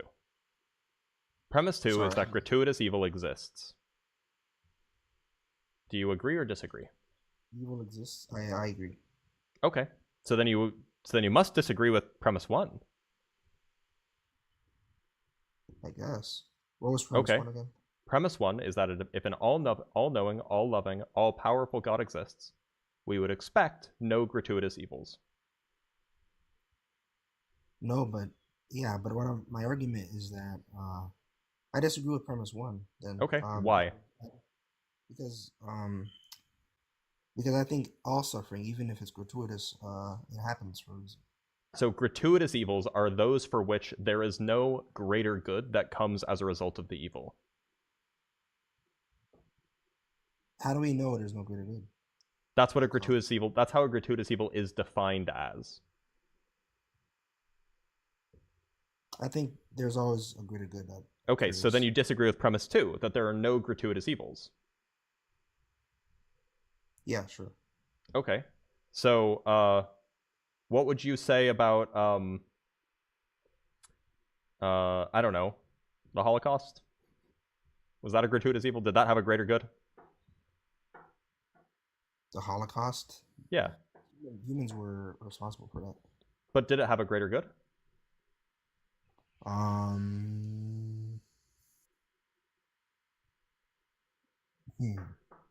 No. Okay, so then you do agree with premise 2. So you accept premise 1, you accept premise 2, so you must No, accept the conclusion. You're trying to be so general about evil. We're talking about There's- gratuitous evils, evils for which there is no greater good that comes about as a result. That's what a Human gratuitous beings evil are is. subjective beings. We're subjective beings. That has nothing to do with the premises of the argument. I think it does. Because You look, it's I mean, I left out some steps, but it's a deductive argument. You can either reject premise 1, reject premise 2, or you have to accept the conclusion. I'm going to neglect premise 1. Okay, so now you're saying that if an all-good, all-powerful, all-loving God exists, then we would expect, so this is again what premise 1 is, we would expect that there is no gratuitous evil. So you're saying that, in fact, even with an all-knowing, all-loving, all-powerful God, we should expect some gratuitous evil. Is that the claim? With fallen beings, a fallen world, we should expect gratuitous evil. So there are things that there are evil things that happen for no greater reason, and if God For no God allows greater that to happen. For no greater reason, but there's a reason why it exists. So why doesn't God stop that reason? He has stopped it. He will stop it. But Well, no, I mean it's happening. Like the Holocaust happened, he didn't stop it. well, time will move on.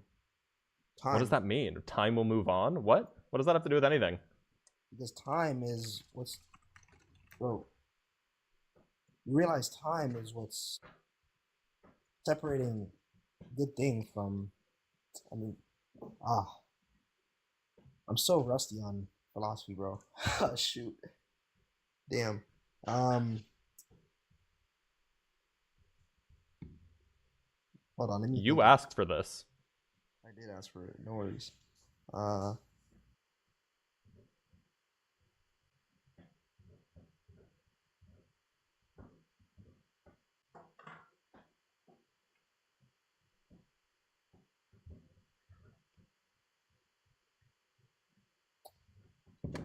Can you continue?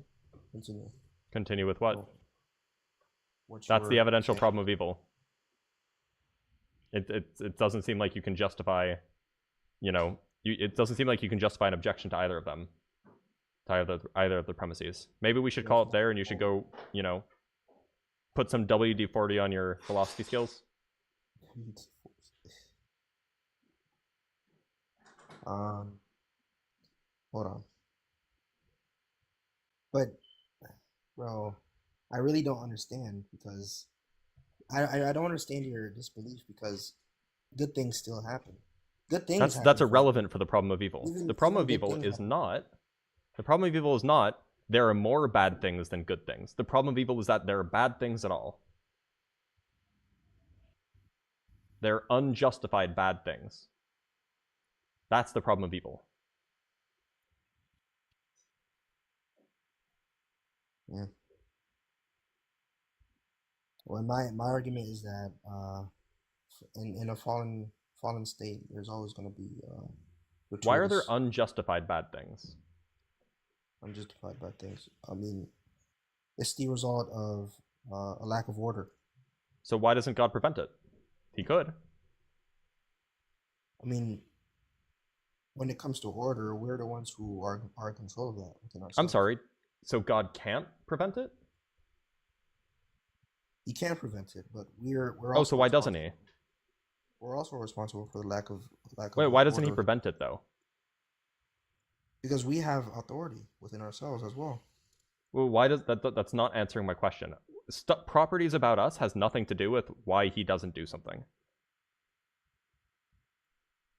I think it does. But How does this would be like me at like the analogy here would be like, let's say you're in court and the judge is saying, yeah, why did you let that kid drown? And then you say, oh, well, the kid walked into the swimming pool. Well, how is that relevant? is that gratuitous though? Is that really gratuitous? It's an analogy to point out that your point that humans have responsibility is irrelevant to the question. Humans do have responsibility, even children. And the Okay. parent has Did you- responsibility to look after the child. So did you, when I said what I said, did you understand why that was absurd? I understand why it's absurd, but Okay, it's so then also- your argument is also absurd because it's exactly analogous. No, I'm I saying think- God could have stopped the evil, and you said, dichotomy. but humans also have responsibility. It's a false dichotomy, though. It's not a dichotomy. It I'm is a not false- presenting you with a dichotomy. I'm asserting because that God could have stopped it, but chose not to. there's many different scenarios at which things could happen. What does that have to do with anything? Because you're presenting a scenario that is just I mean, of course it's possible, but I think there's always a way that like it occurs. There's never a reason. Are you why- going to engage with the assertion? I just don't think it makes sense, bro. What you're saying Look, doesn't make sense. God is okay. Let me read you the Epicurean trilemma. Or I guess it's the Epicurean dilemma, I guess. Right. Are you familiar with Epicurus? Yeah, I'm familiar. Are you familiar with the Epicurean paradox? No, I am not. Okay. So do you agree that God has the ability to do anything, that God knows everything, and that God has ultimate benevolence, he is perfectly loving, all-loving, etc. Do you agree with all of that? Yeah. Okay. So then there are three statements, one of which must be false, because you agree that there is evil. So if a God knows everything and has unlimited power, then it has knowledge of all evil and it has the power to put an end to it. But if it does not end it, it is not completely benevolent. Do we agree or disagree?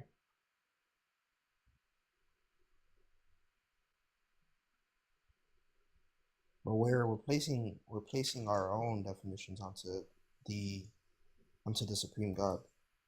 We're just using what we agreed upon, that God is all-knowing, all-powerful, and all-loving. perfectly benevolent. We agreed on that, So right? that also means that he's the one that places order. So we can't place morals upon God. But So God do you can- agree or disagree with the statement? Since I'm giving an argument against it, I disagree, I guess. Because the way you use the argument, it's like you're placing yourself on. Oh, damn. Kesor, though, you, my friend, just got very, very lucky. You know why you just got very, very lucky? Why is that? Because I just got a message that I have a meeting, which means I have to end the live. That was So, good. any final words? Let God intervene between you and your purpose instead of letting your purpose intervene between you and God. Fair enough. Science be with you. All right, y'all. Sorry about the abrupt ending, but I forgot that I had a meeting tonight. Take care, everybody, and I will see you guys tomorrow.